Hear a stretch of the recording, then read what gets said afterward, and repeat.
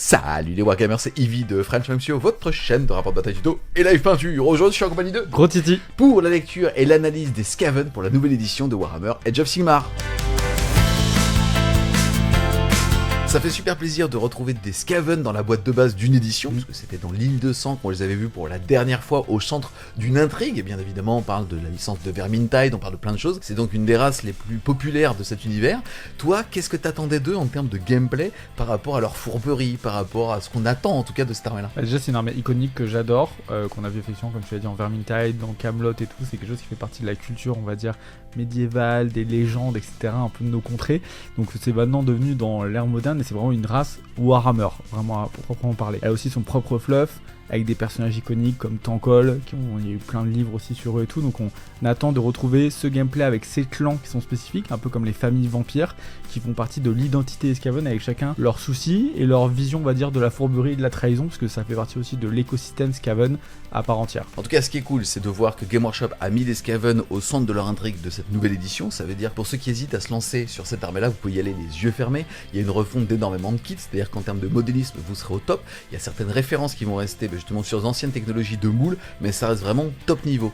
Aujourd'hui, comment est-ce que tu décrirais le gameplay des Skaven? Le gameplay des Skaven, c'est, je pense, d'abord s'accorder avec l'état d'esprit de l'armée. C'est-à-dire qu'on va pas toujours être extrêmement courageux, on va devoir user de tactiques un peu fourbes ou de trahison vis-à-vis de soi-même ou de son adversaire, et on va avoir une armée qui est pas toujours d'une grande fiabilité. C'est-à-dire qu'on va pouvoir faire très très mal, mais avec une certaine source d'aléatoire qu'il va falloir manipuler, multiplier durant la partie pour finalement arriver à ses fins. Donc c'est une armée où il y a pas mal de figurines sur table, donc même d'un côté modélisme, il y a quand même beaucoup de figurines à peindre. On n'est pas sur une armée d'élite, mais plutôt populeuse, avec beaucoup de rats qui vont se répandre sur la table, qui fera pas extrêmement fort, mais qui peut soit au tir, soit avec certaines unités de corps à corps, avec des combinaisons, se révéler potentiellement dévastatrice. Potentiellement parce que ça peut aussi toujours un peu rater avec les technologies Skaven, et donc il faut arriver à aimer l'aléatoire. C'est-à-dire qu'on peut jamais en vouloir à son armée, c'est forcément notre voisin qui nous aura trahis. Donc c'est pas grave, on gagnera la partie d'après. Voilà. Sur la partie attrition, derrière, comme tu l'as dit, c'est une armée qui va proposer énormément de tricks de mobilité, c'est-à-dire que déjà, on en reparlera tout à l'heure, mais leur allégeance leur donne un mouvement en face de héros adverses. Donc ça en dit long sur leur mobilité, sur des gameplays autour du fait de soit s'ajouter, mais surtout de soustraire du contrôle d'objectifs adverses, et donc une armée typiquement ce qu'on appelle de swarm, c'est-à-dire qui va prendre la table et qui va noyer votre adversaire sous les points de vie, qui risque de le faire un petit peu galérer au niveau des objectifs primaires. C'est ça, mais maintenant ça va toujours ultra plaisant à affronter parce que c'est une armée qui tank pas très bien, et donc quand on va taper dessus, ça va mourir par paquet, on verra que ça pourra potentiellement revenir, mais derrière c'est toujours plaisant d'affronter Skaven, on sait jamais ce qui va se passer. Par contre, ce qui est sûr, c'est qu'on va tuer plein de trucs et que eux vont peut-être tuer aussi plein de choses. On parle souvent d'équilibrage interne à un Battle Tom, c'est-à-dire est-ce que l'armée permet beaucoup de rejouabilité sur les différentes unités ou ici les différents clans, et aussi est-ce qu'elle est compétitive ou en tout cas est-ce qu'elle permet de s'amuser face aux autres armées du jeu? Où est-ce qu'on en est au niveau de l'équilibrage interne et externe? Pour te répondre sur les deux points, le premier c'est que dans l'équilibrage par rapport aux autres armées, Skaven, oui, c'est bon. Maintenant, dans l'intérieur du livre, on verra qu'il y a 4 grands clans majeurs qui permettent des gameplays qui sont complètement différents. Ça permet une rejouabilité qui est, on va dire, quasiment infinie, et une collection qui est infinie en termes de figurines, et donc à l'intérieur, les 4 clans sont équilibrés. Donc en soi, l'armée, elle est équilibrée par rapport aux autres et en interne. Maintenant, la complexité pour les joueurs Skaven et même leurs adversaires, ça va être que c'est à la liste d'armées qu'on va devoir beaucoup travailler. Il va falloir réfléchir à ce qu'on va mettre dedans, quel clan on va mettre en avant, et quelle combinaison on va essayer de retrouver à table. Et donc il y a un gros travail de préparation quand on construit son armée, mais aussi ensuite à table pour arriver à restituer ce qu'on a voulu faire dans sa création. D'accord, pour résumer ce qu'a dit Titi, globalement vous avez des armées, on pense aux Stormcast qui vont avoir des fiches d'unités qui sont intrinsèquement fortes, avec des attitudes de légence qui sont ok, bon même celle des Stormcast est forte, mais il y a moins de méritocratie on va dire à sortir quelque chose de fort. Là où le Skaven, comme tu l'as dit, c'est autour des list building et donc des synergies, ce qui est assez gratifiant à jouer. Ouais, c'est ça, et en plus quand on arrive à sortir des unités qui sont très puissantes en face, en général, c'est nous avec des unités qui au départ ressemblaient pas à grand chose par rapport à leurs adversaires, ce qui est plutôt effectivement, comme tu dis, super gratifiant. Pour illustrer tout ça, on va maintenant passer à leurs règles, à leurs traits de bataille, c'est-à-dire leurs règles d'allégeance. On commence tout de suite par une règle d'allégeance qui est une aptitude utilisable en phase de déploiement, c'est le rat de vermine rampant. Le Skaven va avoir un décor de faction, c'est-à-dire 3 éléments de terrain qu'il va devoir déployer dans son territoire, donc petit changement par rapport à avant, on vous parlera des règles dans quelques instants, mais déjà au niveau de son aptitude d'allégeance, c'est le fait qu'à la phase de déploiement, il va pouvoir mettre une une de ces unités dans un trou, et celle-ci arrivera à côté du trou, à plus de 9 pouces de toutes les figurines ennemies, dans une phase de mouvement plus tard dans la partie. Ensuite, on va avoir comme règle l'éclat de mal ruine. C'est tout simplement le fait que si un de vos 3 décors de faction est pété, alors vous allez pouvoir replacer un des décors, mais cette fois-ci n'importe où sur le champ de bataille. Je trouve qu'il y a énormément de saveur par rapport aux décors de faction, puisque maintenant on peut s'en servir pour charger, on peut s'en servir pour détruire des unités. Bref, je trouve que c'est à la fois puissant quand on le joue, mais aussi quand on l'affronte, justement, il n'y a pas ces mécanismes de frustration. Je trouve ça génial. Ensuite, en aptitude, on va avoir une aptitude passive qui est trop rapide pour toucher. Tout simplement, les unités de infanterie et de cavalerie peuvent utiliser des mouvements de repli, c'est-à-dire des mouvements de désengagement, sans prendre les D3 blessures mortelles. Et enfin, aptitude sans doute la plus intéressante, celle qui propose le plus de géométrie pour le joueur Skaven, et donc le plus dur à lire pour son adversaire, ça va être toujours 3 coups de griffe d'avance. C'est une aptitude qui va s'utiliser une fois par tour par armée à la phase de héros adverse, et qui va permettre de prendre une unité Skaven qui ne serait pas un monstre et qui ne serait pas en mêlée, et celle-ci va pouvoir faire un mouvement normal comme s'il s'agissait de la phase de mouvement du joueur Skaven. Ouais. Pour cette règle, c'est la règle qui définit le nouveau gameplay Skaven, qui est dans ce côté incertain, esquive, très tactique en termes de mouvement, parce que du coup on va devoir on peut faire plusieurs options avec ça. On peut être offensif, c'est-à-dire avancer vers l'ennemi pour lui dire en fait j'ai pas peur de toi, ou même ça me projette dans la partie, donc ça me permet d'intercepter toi quand tu vas faire des tactiques de bataille. Par exemple, tu dois aller au centre, je peux avancer durant ton tour, puis faire un redéploiement, puis te contrecharger si jamais j'ai envie. Donc je peux vraiment te gêner durant ton mouvement. Ou alors c'est aussi un gameplay complètement défensif, c'est-à-dire je peux attaquer durant le tour de mon adversaire, détruire une unité. Quand c'est à lui, je me replie vers mes lignes pour pouvoir bénéficier d'une unité en support ou quoi que ce soit. Ou alors tu cibles durant ta tactique de bataille, par exemple, une unité de mon régiment, de mon général. En fait là je vais la faire se replier en arrière parce que elle a subi des pertes, elle est plus facile à cibler, donc tu vas devoir t'engager plus fort dans la partie, ou toi avoir du mal à m'atteindre en termes de mouvement. Parce qu'on peut dire que ça c'est un mouvement, donc les mouvements Skaven ont à peu près 6, on rajoute un redéploiement, on a à peu près, on met plus 9 de distance avec l'adversaire, donc ça commence à faire beaucoup pour des armées par exemple un peu lentes, genre Stormcast à pied, ou des Fire Slayer ou quoi, ça peut devenir quasiment impossible d'attraper une unité Skaven si elle n'est pas engagée en mêlée. Voilà. Et en plus, on l'a décrit comme une armée de swarm, c'est-à-dire qu'on aura souvent plus de ressources que l'adversaire. Ça veut aussi dire qu'on va pouvoir, aujourd'hui, dans cette saison, en tout cas, lui casser énormément des tactiques. Puisqu'il y en a beaucoup qui vont demander de ne pas être en mêlée, pour l'order à être à plus de 6 de toute unité ennemie. On va pouvoir jouer en counter. Ensuite, maintenant, pour vous présenter le décor, c'est donc le trou de vermine. On découvre ici sa fiche d'unité. On voit qu'elle n'a pas de valeur de mouvement, donc ça c'est plutôt cool, c'est-à-dire qu'elle sera considérée comme une unité ennemie uniquement en phase de mêlée. Elle va avoir 6 points de santé et une sauvegarde à 4. Ok. Elle va avoir comme aptitude passive terrain saturé d'énergie, c'est-à-dire qu'on peut la traverser quand on est une unité ennemie, on doit juste pas finir dedans, et à partir du moment où on l'a traversée, on jette un dé, et donc on a 2 chances sur 3 de prendre 2 blessures mortelles. Ensuite, on va avoir tunnel dans la réalité, à votre phase de mouvement, vous pouvez utiliser cette aptitude. Si une unité Skaven est entièrement à 6 pouces d'un trou de vermine, alors on peut le replacer à 6 pouces d'un autre trou de vermine, à 9 pouces de toute unité ennemie. Et enfin l'aptitude, le rat de vermine sans fin. Là c'est une aptitude qui va utiliser l'utilisation d'un point d'ordre, qui va s'utiliser donc à la fin du tour Skaven. Ça va permettre tout simplement de prendre une unité d'infanterie Skaven qui ne serait pas un héros et qui serait morte précédemment, et de la replacer à mi-effectif, à 6 pouces d'un trou et à 3 pouces de toute unité ennemie. Ouais, c'est super fort, c'est un terrain qui de toute façon a toujours fait partie du gameplay Skaven et qui continue. Pourquoi ? Parce qu'il donne déjà une capacité de téléportation, c'est-à-dire de passer d'un trou de vermine à un autre, sachant qu'en plus on peut créer des géométries différentes au moment où on va rajouter un trou de vermine, et donc complètement faire bouger la partie dans un sens ou dans l'autre. Donc ça permet de se sauver, d'être agressif aussi, c'est-à-dire de je me téléporte, je tente des charges derrière, ou je m'esquive. Donc il y a vraiment 2 gameplays qu'il faut voir dans ce sens-là. Je peux aussi accéder à des zones de tir auxquelles mon adversaire n'avait pas pensé.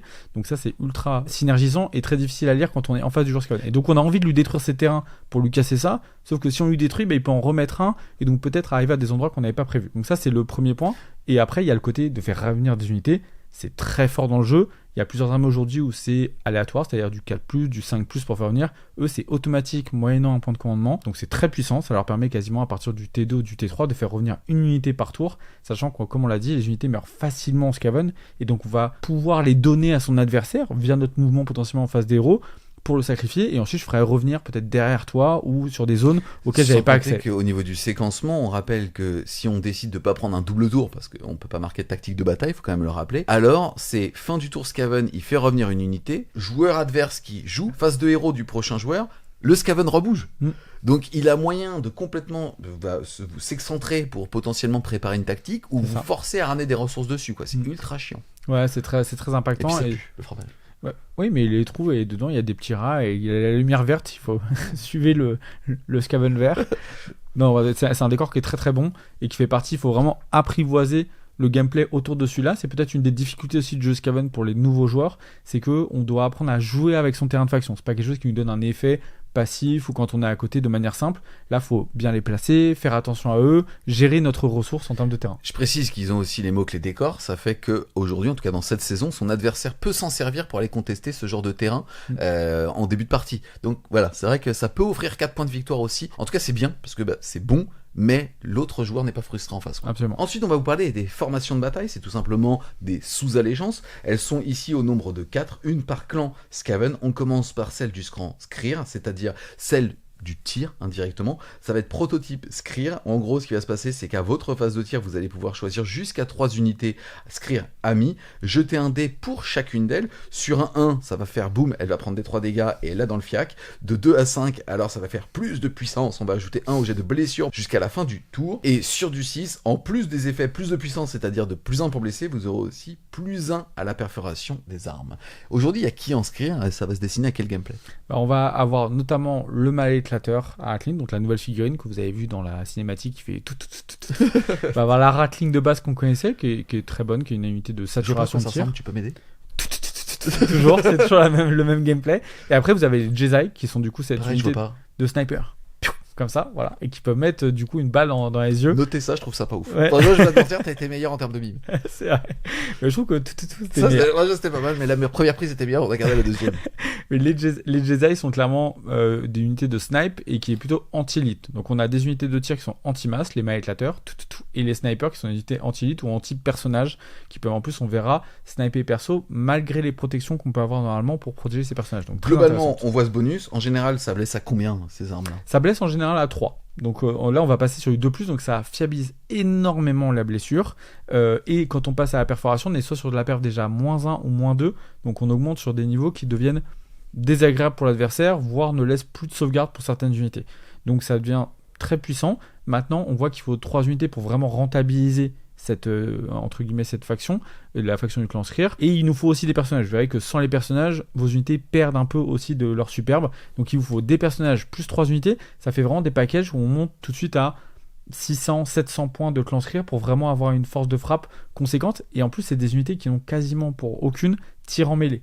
Donc c'est quand même des unités qu'il faut derrière protéger pour pas qu'elles se fassent engager. Donc voilà, ça induit un vrai gameplay qui est plutôt un gameplay là de tir où on va beaucoup mettre sur sa phase de tir, mais aussi durant le tir adverse. Durant le tour adverse, on va pouvoir tirer.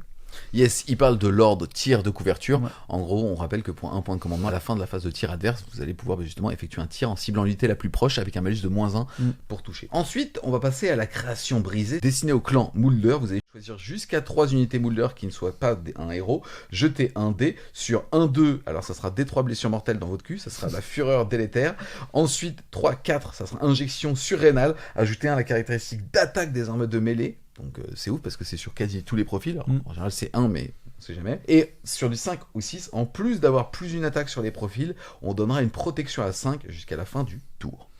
Ouais, alors Moulder, il faut s'imaginer des rats gonflés aux stéroïdes sur lesquels on a arraché les membres pour leur coller des armes ou des trucs comme ça. Donc c'est un peu gore et c'est des mecs qui font des expériences un peu cheloues. Globalement le bonus est bon. Alors on se dit comme ça quand on regarde, on dit ouais, c'est vraiment très très fort. Après on regarde les profils, déjà on a pas d'unité quasiment Moulder qui a de multiples profils. Donc le bonus d'attaque, il est finalement léger en soi. Par exemple, l'Abomination, qui est l'unité ultime du clan Moulder, où ils ont assemblé plein de bêtes énormes ensemble pour faire un truc un peu horrible. Mais en fait, elle a un profil de close. Donc en fait, on gagne une attaque. Donc en fait, le bonus, il est vraiment pas fou. Donc on se dit, bon, je prends D3 blessures mortelles où je gagne une attaque. C'est même, on a quasiment pas envie de le faire. Par contre, c'est surtout le 5-6 qui est un peu aléatoire, qui devient très très fort. C'est-à-dire que les unités de Raogre ou l'Abomination avec une protection à 5, c'est très pénible, voilà, parce que là ça devient très compliqué à sortir, et il y a des petites combinaisons, parce que les rogues ils peuvent notamment, on verra, se blesser pour gagner une attaque, donc ça fait plus d'attaques par profil. Sur un pack un peu augmenté de rogues, ça fait rigoler 0, voilà. Et les Stormfiends ils tapent correctement au close, mais bon, et avec la protection à 5 ça devient très tanky, donc il est bon. Maintenant c'est pareil, il faut une vraie construction de liste derrière, donc il faut au moins 3 unités. Les unités Moulder coûtent assez cher et sont vraiment impactantes. Par contre c'est parmi nos meilleures unités de corps à corps, donc si on est plutôt à foncer tout droit avec des gros packs un peu burnés sur lesquels on va blesser, etc., sachant qu'on n'a pas le moyen de les soigner. Donc dites-vous que les D3 dégâts ils sont pas très grave pour votre armée. Voilà, c'est surtout ça qu'il faut retenir. Ensuite, on va avoir la procession virulente pour maintenant parler du clan Pestilence. En gros, on va choisir jusqu'à 3 unités Pestilence à la fin de n'importe quel tour. Et pour chaque cible, cette unité va être capable de faire un mouvement d'engageant. Elle devra donc être à portée de mêlée ou avoir effectué une charge à ce tour-là. Et on va pouvoir choisir une unité ennemie à 3 pouces d'aile, jeter un des 3 et sur un de plus infliger autant de blessures mortelles que nécessaire. Ouais, bon déjà c'est pas mal parce que c'est une action qui fonctionne durant les 2 tours. C'est-à-dire que c'est à la fin de n'importe quel tour. C'est-à-dire même durant le tour adverse, si on est engagé, vos unités vont bouger, puis faire des dégâts mortels. Donc c'est pas mal du tout. Maintenant, ça veut dire de jouer quand même pas mal d'unités Pestilence parce que là, pour le coup, ça marche sur les unités Pestilence qui sont sur la table. Donc faut en avoir un paquet. On verra que c'est des unités qui sont pas faciles à jouer parce qu'elle tape pas fort du tout de base, ça vole par paquet de 12 quand même quand ça meurt. Mais ça va rajouter un petit peu d'attrition. On verra qu'il y a quelques petites mécaniques, c'est là, quasiment la partie qui met le plus de dégâts mortels, entre guillemets, dans la partie avec Eshin, il y a un peu de combat entre les deux. Donc, plus technique, moins facile à lire en soi, parce qu'on se dit, bon, en fait, tant que je fais pas de corps à corps, il se passe pas grand-chose. Mais le mouvement d'engagement supplémentaire, ça fait quand même qu'on peut faire 3 pas, puis 3 pas encore. Donc en pénétrant, en faisant des pertes, on peut aller voler des objectifs facilement. Plus on met des dégâts mortels, donc c'est quand même pas mauvais. Et quand on a des masses de gars qui vont rester pendant 2-3 phases de corps à corps, c'est des dégâts mortels, plus des dégâts mortels, plus des dégâts mortels. Donc finalement on peut se retrouver à prendre 2d3, 3d3, et donc finalement arriver à tuer des cibles qu'on pensait pas au départ tuer du tout avec nos profils. Voilà, ça fait partie des armes supplémentaires pour accéder à tuer des cibles qu'on ne pensait pas avoir. Yes, il nous reste à voir Horde de Griffes pour le clan Verminus. Là, c'est une aptitude qu'on va déclencher en phase de mêlée. On va choisir jusqu'à 3 unités Verminus et elles auront tout simplement plus 1 caractéristique, la perforation des armes de mêlée des unités sélectionnées. On rappelle que Verminus, là pour le coup, c'est vraiment tout ce qui est rats de base. Ouais, c'est les rats de base, c'est tous les seigneurs un peu combattants de base aussi, notamment celui qui est par exemple dans la boîte de base sur son rat griffe-bête. Et c'est les vermines de choc, les rats des clans, etc. C'est vraiment ce qui compose le cœur des armées Skaven. Voilà, le clan Verminus, c'est le clan de combat de base, qui est très puissant aussi, mais qui compose des armées classiques et qui se lie pas à des soit des assassins du clan Eshin, soit les technologies du clan Scryer, et en général ils louent ces trucs là dans le fluff pour accéder aux batailles, et en général ils se font trahir et du coup ça part en sucette. Là c'est assez simple, c'est juste on prend des unités, elles ont un bonus de perforation, c'est très simple à mettre en place, très très bon sur les vermines de choc. Et les rats des clans, on verra que l'armée a un côté qui revient tout le temps de blessures automatiques sur les attaques, et donc en fait on a les blessures automatiques mais quasiment sans perforation. Donc là on va passer à soit -1, soit entre guillemets à -2 pour les vermines de choc, ce qui, sur la longueur de la partie, va commencer à faire, pareil, 1, 2, 3 petits dégâts qu'on n'était pas censé prendre. Et donc, en fait, on va avoir ce côté de marée qui va nous faire des dégâts au fur et à mesure, de manière un peu lancinante. On se dit, bon, ça va, j'ai pas pris grand-chose. Mais tour après tour, plus des rats qui reviennent. Et donc, je pense que c'est assez sympa comme gameplay. Il y a ce côté... j'ai pris des dégâts, je pensais pas prendre du tout au fur et à mesure avec toutes ces blessures automatiques, c'est un peu chiant. Il y a aussi une réalité, t'as tellement de PV côté Skaven que chaque mec qui meurt en face, qui te fait 2 attaques en moins, en général ça te suffit à tanker ou en tout cas à swarmer la table. Ouais, c'est ça. On a fait le tour en tout cas ici des 4 sous-allégeances, donc vous avez compris qu'il y a moyen de faire plus mal au tir, plus mal au corps à corps, de faire plus de dégâts avec les marées de petits rats, ou alors tout simplement de faire quelques blessures mortelles avec les Pestilence.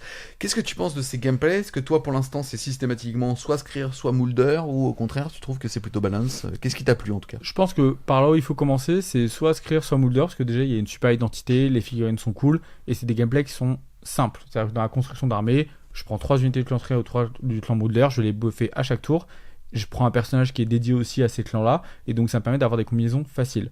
Ensuite, je pense qu'on passera peut-être sur les autres possibilités. Le Pestilien qui est le plus complexe à jouer, mais le plus fort. Pourquoi? Parce que les mouvements d'engagement, ça permet aussi d'engager des unités. Et ça, on peut le faire à la fin du tour. C'est-à-dire que pour contrer les adversaires, je vais engager un combat un peu pourri, je fais mes mouvements, et hop, à la fin du tour, je fais un petit 3 pas supplémentaires, je t'engage tes unités, en fait, t'es engagé, tu peux plus bouger, t'es engagé avec des rats un peu pourris, et tu peux pas me taper, parce que c'est à la fin du tour, c'est pas la phase de mêlée. Et potentiellement, tu vas prendre des 3 blessures mortelles si jamais tu veux repli. Ça, c'est gratuit. Voilà, donc ça fait des 3, puis tu vas prendre des 3 parce que tu vas désengager, et puis après, on verra qui joue, et tu seras embêté. Donc ça, je trouve ça très bon. Et après, Verminus, je pense que c'est un peu, peut-être le passe-partout, ou si on veut partir sur une armée, peut-être un peu plus polyvalente, qui va pas se focus sur un clan, où on va avoir des unités un peu de base, et on prendra des combinaisons qui sont vraiment du clan Verminus. Vous voyez qu'il y a plein de personnages qui actent sur le clan Verminus, notamment tout ce qui va être beaucoup de mouvements de désengagement, qui va jouer sur la téléportation, qui va jouer un peu, pas un gameplay attrition, mais qui va dire, je veux tenir tout le plus longtemps possible, on va peut-être aller sur le Verminus. On passe maintenant à ce qu'on appelait historiquement les améliorations. Là, c'est les traits héroïques. Je rappelle que si jamais dans votre armée vous avez un maître de guerre, celui-ci doit être votre seigneur de guerre, mais donc vous pourrez complètement donner un trait héroïque à un personnage qui ne soit pas unique. On va commencer donc par le premier. Ça va s'utiliser à n'importe quelle phase de mêlée, encore une fois, ami ou ennemi, sauf qu'il peut. L'effet, c'est simple, c'est on va jeter un dé et sur un 3+, l'unité va être capable de faire un mouvement de repli, donc à la phase de mêlée. On rappelle que comme c'est pas une aptitude de base, ces aptitudes-là sont faites avant de taper. Ouais, donc en fait c'est horrible à affronter. Il y a 2 options dans lesquelles on peut le voir. La première, c'est sur un personnage qu'on veut sauver, sur par exemple un petit prophète gris ou un petit seigneur à pied qui est un peu notre personnage chouchou, qui est notre général, et il est nul au combat, donc en gros on veut qu'il se fasse pas attraper, donc sur un 3+, il va s'en aller. Mais il y a aussi des personnages beaucoup plus impactants, où soit l'adversaire va essayer d'aller les tuer parce que c'est des forces de frappe importantes, on pense notamment aux Vermin Lord qui sont extrêmement puissants, où là on va dire sur un 3+, lui il s'en va, et puis en fait tu l'as pas tué, et en plus maintenant il est libre de faire ce qu'il veut au tour d'après, donc une vraie galère à gérer, et donc en fait ça fait des trucs c'est l'enfer quand on joue contre ça, parce que est-ce que j'arrive à attraper et à l'entourer de figurines pour pas qu'il puisse s'en aller, c'est qu'il faut faire des gros charges et tout. Donc moi je trouve que c'est ultra fort, j'aime beaucoup ce trait là. On verra après les 2 autres qui sont pas mauvais, mais celui-là pour moi c'est vraiment mon petit chouchou, sachant qu'il marche à toutes les phases de mêlée, donc c'est vraiment très très bon. Surtout par exemple si on prend une contre-charge aussi, ça nous permet de nous sauver de situations qui peuvent être dangereuses, et puis le fluff, sauf qu'il peut, on s'en va sur un 3+, ça nous fait rêver. Yes, tiens, justifie le fluff du prochain, c'est aussi une aptitude passive qui s'appelle soupe au lait. C'est ajouter 1 au jet de course et de charge pour les unités Skaven qui sont entièrement à 13 du porteur de cet artefact. Ouais, ça nous fait gagner encore plus en rapidité, avec plus un charge, plus un course, c'est très bon.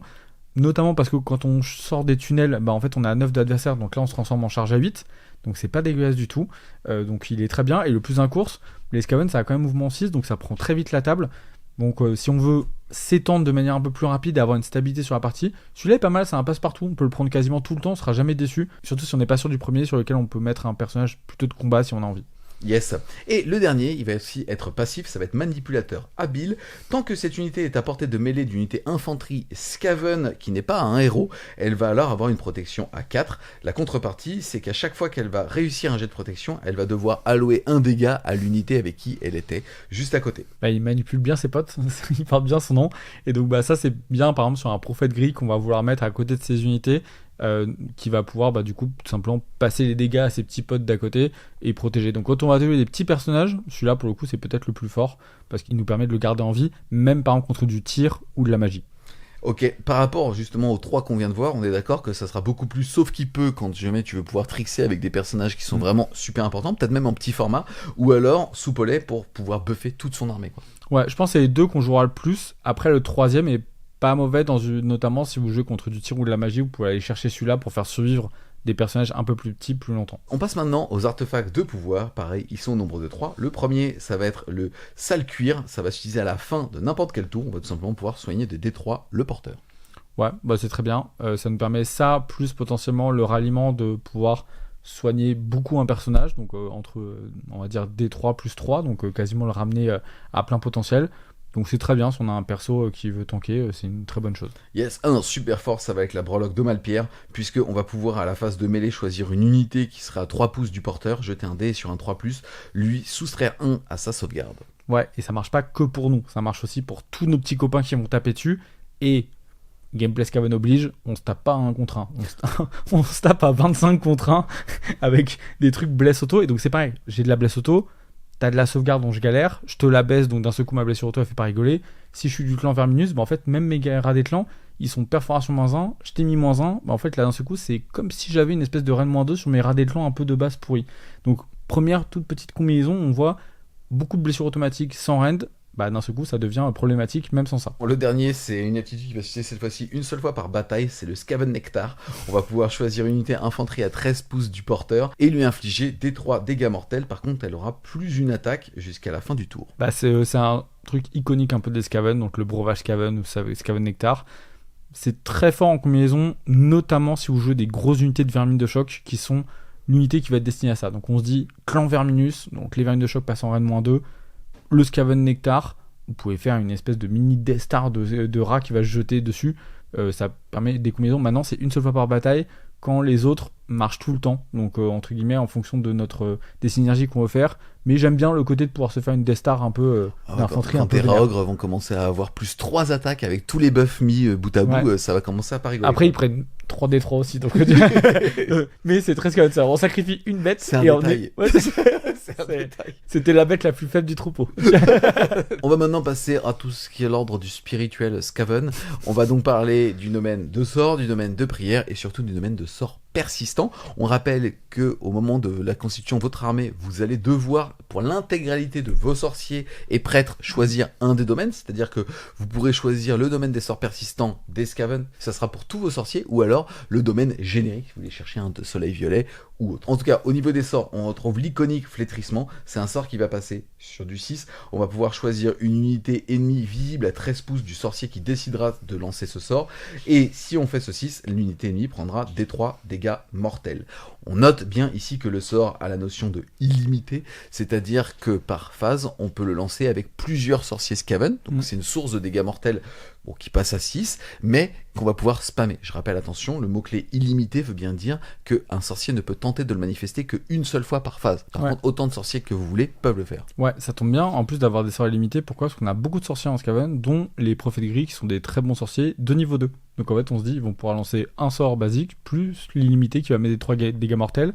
Et le gameplay Skaven, c'est ça, c'est des petits dégâts à droite à gauche en permanence qui viennent de plein d'unités différentes. Et notamment celui-là qui est très bien en illimité. Entre guillemets, la portée est toute relative quand même, c'est pas incroyable. On aurait aimé un 18 ou un truc comme ça. Là, bon, c'est 13 pas, c'est bien aussi. Yes, ensuite on va avoir l'évasion, il va avoir une valeur de lancement de 6 aussi. Là on va pouvoir choisir un héros Skaven à 13 pouces du lanceur et on va tout simplement le retirer du champ de bataille et le placer n'importe où à plus de 9 pouces de toute unité ennemie. Excessivement fort. Ouais, on adore. L'évasion, c'est le sort iconique des Skaven qui les représente plus que tout. C'est-à-dire que il disparaît dans un nuage de fumée, il réapparaît autre part. Ça permet de voler des objectifs avec des personnages tout seuls. Ça permet de sauver un perso qui était mal barré. On peut le lancer pendant le tour adverse, donc entre guillemets, le gars, j'ai bougé une unité durant ta phase d'héros, puis je vais lancer ensuite mon sort pour me téléporter, donc en fait, j'ai 2 unités qui sont quasiment parties en face du champ de bataille, donc c'est trop fort, c'est super bien. On verra qu'il y a des casters en plus qui ont des bonus au cast chez Skaven, c'est des bons lanceurs de sorts, donc vraiment trop bien. Enfin, celui-là, l'évasion, il sera très fort, encore plus durant le tour adverse. Ensuite, on va finir avec un sort aussi super fort. Je rappelle, les 2 premiers sorts sont passés sur du 6. Là, sur du 7, c'est le Mal Tornade. En gros, on va pouvoir choisir une unité ennemie visible à 18 pouces du lanceur, si le sort passe. Et alors, l'unité ennemie va avoir frappe en dernier. Je pense qu'il est ultra fort celui-là. Ultra fort. 18 pas, frappe en dernier, passe à 7.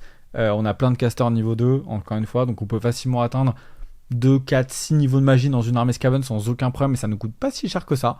Donc trop bien. Un frappe en dernier, quand en plus, en fait, ça contribue encore une fois au gameplay de l'armée, c'est-à-dire, je te fais frappe en dernier, donc mon unité un peu nulle, elle va quand même te mettre des dégâts, alors qu'elle aurait dû te faire 0, donc tu prends des dégâts que tu n'aurais pas dû prendre. Donc en fait, c'est vraiment typique du gameplay Skaven, là-dessus j'adore. On passe maintenant aux manifestations. On commence par la convocation du vortex de Malfoudre qui se fera alors sur du 7. On va pouvoir placer cette manifestation qui est divisée en 3 parties. La première entièrement à 18 pouces de lanceur et les 2 autres entièrement à 7 de la première partie. Donc en gros l'intégralité devrait être entièrement à 25 pouces du lanceur. Ça va être une manifestation qui va avoir 7 points de vie, une sauvegarde à 7 et une valeur de bannissement de 7 ou plus. Déjà au niveau de la règle, c'est plusieurs parties. Il est précisé tout simplement que quand une des parties arrive à 0 PV, c'est l'intégralité des 3 qui est retirée.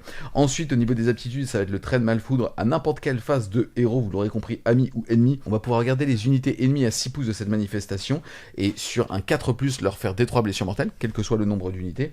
Et enfin, l'aptitude passive Mal Vortex, qui est que les unités ennemies vont avoir un malus de -2 à la course et au jet de charge à partir du moment où elles sont à 6 pouces de cette manifestation. Et si jamais elles ont décidé de faire un mouvement à travers celle-ci, elles prendront D3 dégâts mortels. Bon, c'est une bonne manifestation, elle n'est pas cassée complètement, parce qu'en plus elle est très facile à sortir avec seulement sa petite sauvegarde à 6. Maintenant elle est embêtante, c'est-à-dire qu'on est obligé d'essayer de la bannir si jamais on a des unités par exemple qui courent ses charges et tout, parce que sinon ça va nous gêner. Maintenant attention, parce que comme elle prend 3 parties, on peut aussi facilement s'en servir pour aller la charger et entre guillemets s'en servir comme d'un tremplin pour accéder aux unités ennemies. On se rappelle qu'on peut charger les manifestations maintenant, donc oui, je vais avoir moins de la charge si je la laisse là. Mais bon, entre guillemets, je peux aussi juste, si je suis un peu éloigné, je peux m'en servir comme tremplin parce qu'il y a 3 socles, donc ça fait beaucoup de place. On rappelle aussi que dans cette saison, vous avez comme tactique de bataille de faire du corps à corps sans mourir derrière. Ouais. Ce genre de manifestation, c'est des tremplins à 4 points de victoire. Ouais, c'est ça. Donc pas facile, par contre, ça va être le -2 en charge quand on bouge en plus en face des héros adverses. Ça peut facilement annihiler la capacité de l'adversaire à nous attraper. Ensuite, on va avoir le rat de vermine. C'est une manifestation qui, elle aussi, va passer sur du 7 avec une valeur de bannissement de 7. Celle-ci va être placée entièrement à 13 pouces du sorcier et va tout simplement être une mini-unité Skaven en plus, puisque déjà, elle va bouger de 7. Elle va avoir une sauvegarde à 6, ça on s'en fiche. Elle va faire 13 attaques qui vont toucher et blesser à 5, mais avec la blessure auto sur du 6, dégâts 1, et qui en plus de ça va se soigner de D6 à la fin de n'importe quel tour. Ouais, bah elle en fait elle est un peu relou parce que comme elle a 13 PV, c'est fluff, ok, mais 13 PV c'est beaucoup quand même dans le jeu actuellement. Bah surtout quand tu vois ce qu'il y a à côté quoi. Ouais voilà, et donc en fait ça rajoute une espèce d'unité avec du monde dessus, et en plus comme elle soigne de D6, bah en fait elle peut aller engager des petites unités, voire des grosses un peu sur le côté, et je galère un peu à mettre toutes mes attaques dessus, et donc bah en fait entre ça, des rats des clans et tout, je peux me faire engager par ce truc là, des rats des clans, des machins, et en fait j'arrive pas à me dépêtrer de tous ces rats un peu partout autour de moi, donc c'est très embêtant. Mais on va dire que ces dégâts sont complètement anecdotiques, c'est-à-dire que si elle fait un point de vie déjà c'est ouh, tous les Skaven qui lèvent les bras, mais en fait elle est très embêtante, voilà. Surtout si on a une armée par exemple de tireurs, bah ça c'est parfait pour aller engager des tireurs. J'ai 13 PV, t'as pas de tir en mêlée, tu vas galérer, tu vas jamais t'en sortir et tout, alors que par exemple même des tireurs pourraient tuer les Vortex qui ont seulement 7 PV sauvegarde à 6, ils peuvent s'en sortir, donc c'est vraiment technique sur ce truc là. Surtout en fin de partie, en fait à partir du moment où il vous reste un sorcier en vie et que vous avez perdu une unité et ainsi de suite, bah enfin c'est une ressource de plus comme tu l'as dit, c'est très bien. Ensuite on va terminer par la plus pétée, c'est la cloche de l'apocalypse. Moi je chie dessus pour le coup. Elle va aussi avoir une valeur de lancement et de bannissement de 7. Elle va avoir 7 points de vie, elle va bouger de 3d6, mais on rappelle qu'une manifestation quand elle est placée n'a pas le droit de bouger au tour où elle a été justement 7 EP. Par contre ici, bon, 2d6 attaques qui vont toucher à 4, blesser à 4, reine moins 1, dégâts 1, on s'en fout. Regardez, le glas de l'apocalypse soustrait 1 au jet de blessure pour les attaques qui ciblent les Skaven qui sont entièrement à 13 pouces de cette manifestation. Et ça marche au tir et au clôt. Donc moins 1 blesse sur... Quand t'as 150 PV sur table, putain, et que t'as moins 1 pour être blessé sur une bulle de 26, je me demande comment c'est équilibré en termes de mathématiques. Et surtout pour y accéder, c'est compliqué parce que quand on va la mettre au milieu de l'armée, derrière une cloche, 40 guerriers des clans, 20 moines de la peste, 20 vermines et tout, mais en fait il faut raser l'armée en moins 1 blesse pour passer, sachant que vous verrez il y a des unités qui mettent des moins 1 hit en bulle, certaines, donc vous allez voir qu'en fait l'armée Skaven, bah, on se dit oui ok les profils sont nuls et je peux en tuer 4000, ouais enfin il faut, si vous n'avez pas un peu de tir pour par exemple tuer la cloche à distance, alors maintenant c'est 7 PV sauvegarde à 6, donc on peut facilement lui mettre quelques petits tirs et essayer de s'en débarrasser, etc. Maintenant, bien placé avec un bon bunker Skaven autour, sachant qu'elle se déplace, donc en plus le Skaven, si vous la laissez sur table, bah en fait il va avancer avec 3 et 6 de move, ça permet largement de suivre une armée, ça devient ultra chaud à sortir. Le seul truc où je trouve que ça a été bien fait, c'est que ça a le mot-clé vol, ça ne bénéficie donc pas de l'occultant. Oui. C'est le seul truc, parce qu'aujourd'hui, il y a quand même des occultants sur quasiment tous les layouts de table, et je trouve qu'il y a un vrai problème de tanking aujourd'hui sur AOS avec justement, on en parlait sur le dernier rapport de bataille, c'est qu'en fait il y a juste des armées qui n'ont pas assez de balles pour tout gérer. Ouais. Et l'inverse n'est pas vrai. Tu vois ce que je veux dire? En général, ces armées-là, elles ont de quoi, entre guillemets, gérer l'attrition des armées d'élite. Donc je me demande comment ce genre de sort est écrit et surtout équilibré dans le jeu, quoi. Puisque je rappelle qu'il n'y a plus de valeur de coup en point. Ouais. Donc en fait, c'est juste une valeur de bannissement et de lancement à 7. C'est ça. Donc maintenant, les tours Skaven vont peut-être définir est-ce que l'adversaire arrive à faire 7 avec ses 2D sur son bannissement et du coup traverser complètement un rideau de rat comme s'il n'y avait rien, ou est-ce qu'en fait il va rebondir juste parce qu'il n'a pas réussi à faire 7. Ça peut entraîner une certaine frustration sur cette combinaison là qu'on verra, surtout additionner avec d'autres de malus à la touche. Mais c'est plutôt lié au tanking d'AOS V4, je trouve, par rapport à l'équilibrage et la direction qu'ils ont voulu donner à cette édition. On a vu le domaine de sort, on a vu le domaine de manifestation, on va maintenant découvrir le domaine des prières, donc 3 prières. La première, ça va être la croûte de crasse, elle va avoir une valeur de récitation de 4 ou plus. En gros, on va pouvoir choisir une unité infanterie amie à 13 pouces du prêtre, elle va avoir plus 1 pour blesser, et si jamais la valeur de récitation était de 8 ou plus, on rappelle maintenant qu'on va canaliser sa valeur de prière, alors l'unité aura aussi crit mortel. Ouais, bon, alors, ce qui est très fort, c'est le crit mortel. Pourquoi ? Parce que on a des armées qui vont avoir du coup de la blesse auto, mais surtout qui vont avoir pas des bonnes valeurs de blessure et tout, et on fait pas de dégâts au départ, on n'a pas de perforation d'armure. Donc dès qu'on va dire, bah en fait je fais de la crit mortel, gars, bah en fait c'est là je vais quasiment faire x5 sur les dégâts que je vais te faire parce que je partais de 0, donc en fait là c'est génial. Donc ça c'est très très fort, donc je pense que c'est là on va aller la chercher quasiment tout le temps en buffer. À noter quand même que tous les personnages prêtres, ce sont des personnages du clan pestilien. Donc ils nous poussent quand même, donc on peut buffer n'importe quelle unité avec, c'est pas spécifié pestilien, mais ça veut dire qu'on va avoir une tendance, si on veut vraiment jouer un gameplay prière, à avoir 2-3 prêtres du clan pestilien, et donc forcément il y a des atouts à jouer aussi des unités du clan pestilien avec. Ensuite, on va enchaîner avec le torrent de Bill. Lui aussi, il va passer sur du 4. On va choisir une unité ennemie à 13 pouces du prêtre. Et on va jeter autant de dés qu'il y a de figurines dans l'unité. Pour chaque 5+, elle prendra une blessure mortelle. Si la prière crit, qu'elle passe à 8, alors ça sera pas sur du 5 qu'on fera une mortelle, ça sera sur du 4. Les Skaven ont donc le meilleur anti-masse du jeu. Ouais, ils ont le meilleur anti-masse du jeu. Et la masse, c'est eux. La masse, c'est eux. Et en plus, ils sont très bons contre la masse. Donc, il faut faire très très attention à cette prière-là. Globalement, Skaven, il va préparer en mettant des points de rituel de côté. Et si jamais vous avez une grosse unité, genre de 30 ou 40 figurines, en fait, il peut, entre guillemets, vous sécher la moitié en toute détente et automatiquement sans que vous puissiez rien faire. Donc, il faut faire très... il va devoir avancer son prêtre et tout. La portée n'est pas exceptionnelle, mais par contre, l'effet est monstrueusement fort. Yes, et on va terminer avec la résistance enragée. Celle-là, elle va être plus dure à lancer, puisque c'est la seule qui va passer à 5. On va choisir une unité infanterie amie à 13 pouces du prêtre, et donner -1 pour blesser, potentiellement supplémentaire, même si on rappelle que ça cape à 1, sur cette unité. Et en plus de ça, si le de récitation était 8, en plus des effets, on aura +1 à la sauvegarde. Ouais, très bon. Alors on n'a pas une sauvegarde de dingue, mais par exemple on peut penser à des unités encore une fois de Vermine de choc ou de Stormfin ou quoi, qui partent avec 4+ de save. Voilà, -1 bless, 4+ de sauvegarde, plus machin, et là on n'est pas dépendant d'un jet de bannissement de l'adversaire comme avec la cloche. Donc entre guillemets, je peux mettre ça sur unité, et en plus je lance ma cloche, en fait si tu m'enlèves la cloche, machin, mais j'ai toujours mon unité phare qui est quand même en tanking. Voilà. Et après il y a des personnages qui sont quand même assez tankés avec des protections à 5 et tout. Protection à 5, -1 bless, sauvegarde à 4 et tout, ça commence à être très complexe. On a fait le tour de tout ce qui va faire nos héros Skaven. Aujourd'hui, dans les listes d'armées en 2000 points, tu as combien de héros répartis entre cogneurs, sorciers et prêtres, et ça veut aussi dire combien de pauses dans les détachements. C'est une armée qui va justement avoir ce problème dans la construction d'avoir beaucoup de héros. On en a besoin parce qu'on a des bons sorts, parce qu'on a des bonnes capacités, on a des bonnes prières, des bonnes manifestations. Donc on a envie d'avoir 2, 4, 6 niveaux de magie, 2, 3 prêtres, donc on va monter à 4 personnages minimum, voire 5, et on peut aller chercher les 6 dans certains cas. Donc on est en minimum du minimum pour moi en 3 drops sur l'armée Skaven, et on peut facilement aller même chercher un 4ème drop dans certains cas. Voilà. On va maintenant découvrir ensemble les chartes d'unité. On commence par tout seigneur, tout honneur, par Tankol sur son énorme rat Vorax. Il va coûter 360 points. Qu'est-ce que tu peux nous dire sur lui ? Donc Tankol, il faut le voir comme la grosse pièce de support et vraiment le maître de votre armée sur le champ de bataille. Pourquoi ? Parce qu'il va avoir des habitudes dans quasiment toutes les phases. D'abord en phase de héros, c'est un bon caster parce que du coup il lance à +1, donc c'est très important dans la phase d'aujourd'hui, notamment si on veut lancer des sorts pendant le tour adverse. Et en plus de ça, il va avoir un sort qui est très bon, qui va permettre de couper les ordres sur l'unité. Ça c'est très fort. Encore plus si on lance durant le tour adverse, ça peut empêcher l'unité par exemple de courir et charger, ou de pouvoir relancer des charges, ou des choses comme ça, c'est vraiment très bon. Et en plus de ça, ce soir il met des petits dégâts mortels, donc c'est toujours bon si on veut nettoyer de la masse. Derrière, son profil d'arme il a été complètement revu, avec une capacité de tir, une capacité de corps à corps, ce qui fait qu'il est bon dans les deux cas, mais il est plus spécialisé dans un domaine. Il a une autre capacité durant la phase de mêlée qui permet de mettre des dégâts.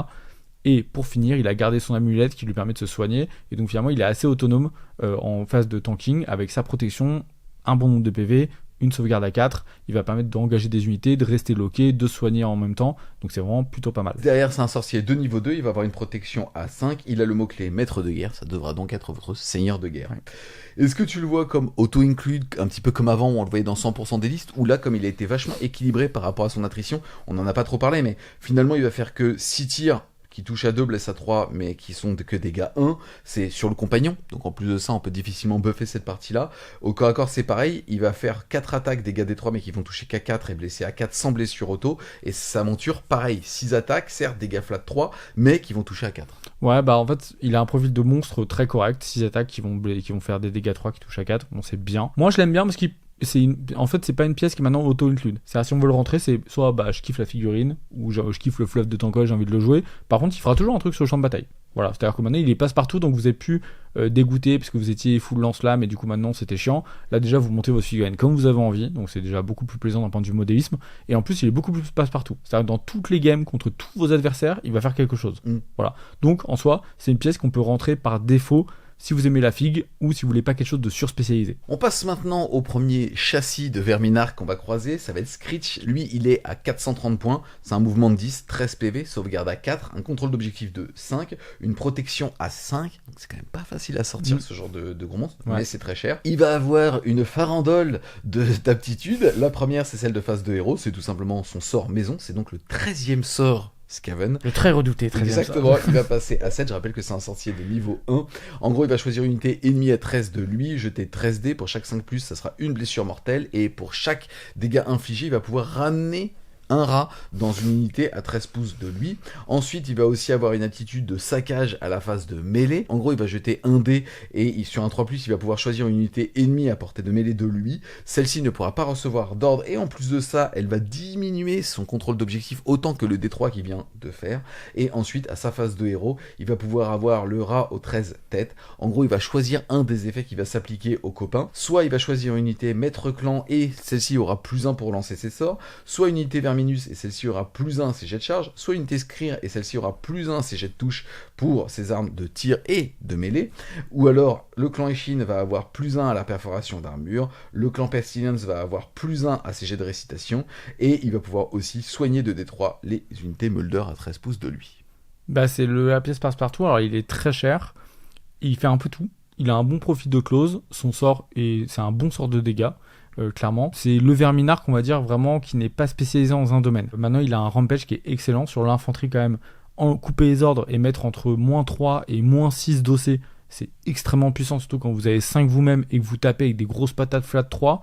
Bon, et en plus, il a un crit avec multiples touches, donc c'est vraiment pas dégueulasse. Et son bonus, bah, il va bien aller potentiellement dans une sous-allégeance que vous avez bien aimé, notamment si on prend du Scrir, bam, il met des +1 hit sur les unités autour, donc +1 hit, +1 bless avec mon bonus de Scrir, je peux avoir une armée Scrir qui est vraiment cool. Maintenant, pour moi, son problème, c'est vraiment est-ce qu'il va rentrer en termes de coups en points dans les armées Skaven. Mais c'est pareil, c'est une pièce qui sera jamais ridicule. Maintenant, il est un peu trop passe-partout pour moi. C'est pas ma version préférée des Verminarques. Vous allez voir qu'il y en a des beaucoup moins chers, avec des attitudes qui sont un peu plus fortes contre tout, et pas seulement contre, par exemple, ici l'infanterie, ou destiné à un clan en particulier. Yes, on va maintenant passer à une version générique, c'est-à-dire, alors le plus cher de tous les Verminarques, c'est le Mystificateur. Lui, il est à 410 points. Il a un profil tout aussi séduisant, il va avoir un petit peu moins d'aptitude. Lui, il va avoir comme première aptitude une aptitude de réaction dès qu'une unité Skaven à 13 pouces de lui fait un redéploiement. Le résultat ne peut jamais être en dessous de 4 pouces. Ça, c'est plutôt pas mal. Et ensuite, il va... Bon, ça va être un gros ninja. Il va avoir l'aptitude de mêlée, donc jaillissant de l'ombre. En gros, si cette unité est en mêlée, il va pouvoir, sur un 4+, se TP à 13 pouces du point où il était. Par contre, il devra être à moins d'1 pouce d'une unité ennemie. Donc ça peut être celle qu'il a chargée ou une autre. Hein. Attention, il n'y a aucune restriction. Il doit juste arriver en mêlée à moins d'1 pouce d'une autre unité ennemie. Ouais, et c'est bien noté dans les designs des concepteurs que vous pouvez aller engager de nouvelles unités. Lui, je l'adore, c'est mon chouchou, je trouve sa capacité est trop forte. Déjà, il a un très bon profil de combat, hein. 2 tirs et de close, il a de la crit bless auto sur son tir et de la crit mortelle avec du flat 2 sur ses 8 attaques. Donc voilà, c'est celui qui a en plus un petit masque de ninja, c'est ma version de la figurine préférée. Et sa capa, elle est infâme à affronter. Enfin, en fait, il faut se dire que vous avez un gars qui peut globalement tuer n'importe quel personnage ou petite unité et vous ne savez jamais si vous allez pouvoir vous battre contre lui ou s'il va pas aller assassiner un truc qui était derrière, que vous aviez pas gardé. Il a peut-être pas envie de le faire, mais il peut aussi être porteur de l'amélioration. Mais le séquencement est vraiment infâme. Et dites-vous, vous jouez contre ça, le gars se téléporte, vous pouvez jamais attraper. Alors, c'est un 4, c'est extrêmement aléatoire, mais il est assez tanky pour survivre à une phase de combat. Notamment, il a quand même sa protection, il a assez de points de vie et tout, donc on peut dire que, allez, je tank, donc je peux le tenter 2 fois de suite si jamais je suis en mêlée avec un adversaire. Et même d'un point de vue offensif, mais quel outil c'est d'avoir un Verminarque comme ça, c'est-à-dire le gars qui va dire je charge une unité un peu pourrie, le gars se dit attends, t'exposes une figurine qui est vachement importante dans ton armée, oui, mais attention, 4+, bah, je jaillis des ombres, je ressors de côté, je tape sur une unité qui avait été vachement plus value pour toi, ou je te vole un objectif et tout. Exceptionnel, et quel enfer à affronter, mais quel plaisir à jouer, je pense, quand on est joueur Skaven. On va passer à une version un petit peu plus low cost, on va parler du Verminarque Corrupteur, il est à 360 points. Ça va être un prêtre de niveau 1, toujours avec une protection A5 et un profil de tanking similaire. Au niveau de son aptitude, Seigneur des plaies, très simple. En gros, à chaque fois qu'un prêtre pestilien de son armée fait 6, un 6 non modifié, hein. Donc ça veut dire que le jet de dés naturellement doit arriver à 6, c'est-à-dire que même si on a une valeur de récitation qui est supérieure parce qu'on a canalisé, là le jet de dés doit quand même donner un 6. Alors on va pouvoir choisir un des effets. Je rappelle, c'est n'importe quel prêtre pestilien sur la table. Le premier effet, ça va être le fléau purpuracé. Le prêtre va pouvoir choisir une unité ennemie à 13 pouces de lui, et à chaque fois que l'unité fera un mouvement, donc mot-clé gras mouvement, alors elle subira D3 blessure mortelle. Elle va aussi avoir comme autre effet la peste différée. Ça voudra dire que les prêtres pestiliens amis sur la table vont pouvoir relancer les prières. excessivement fort, et aussi le brucelose calamiteuse, puisque on va pouvoir choisir une unité ennemie à 13 pouces du prêtre et infliger 2 des 3 dégâts mortels à la cible. Ouais, bah c'est très bien.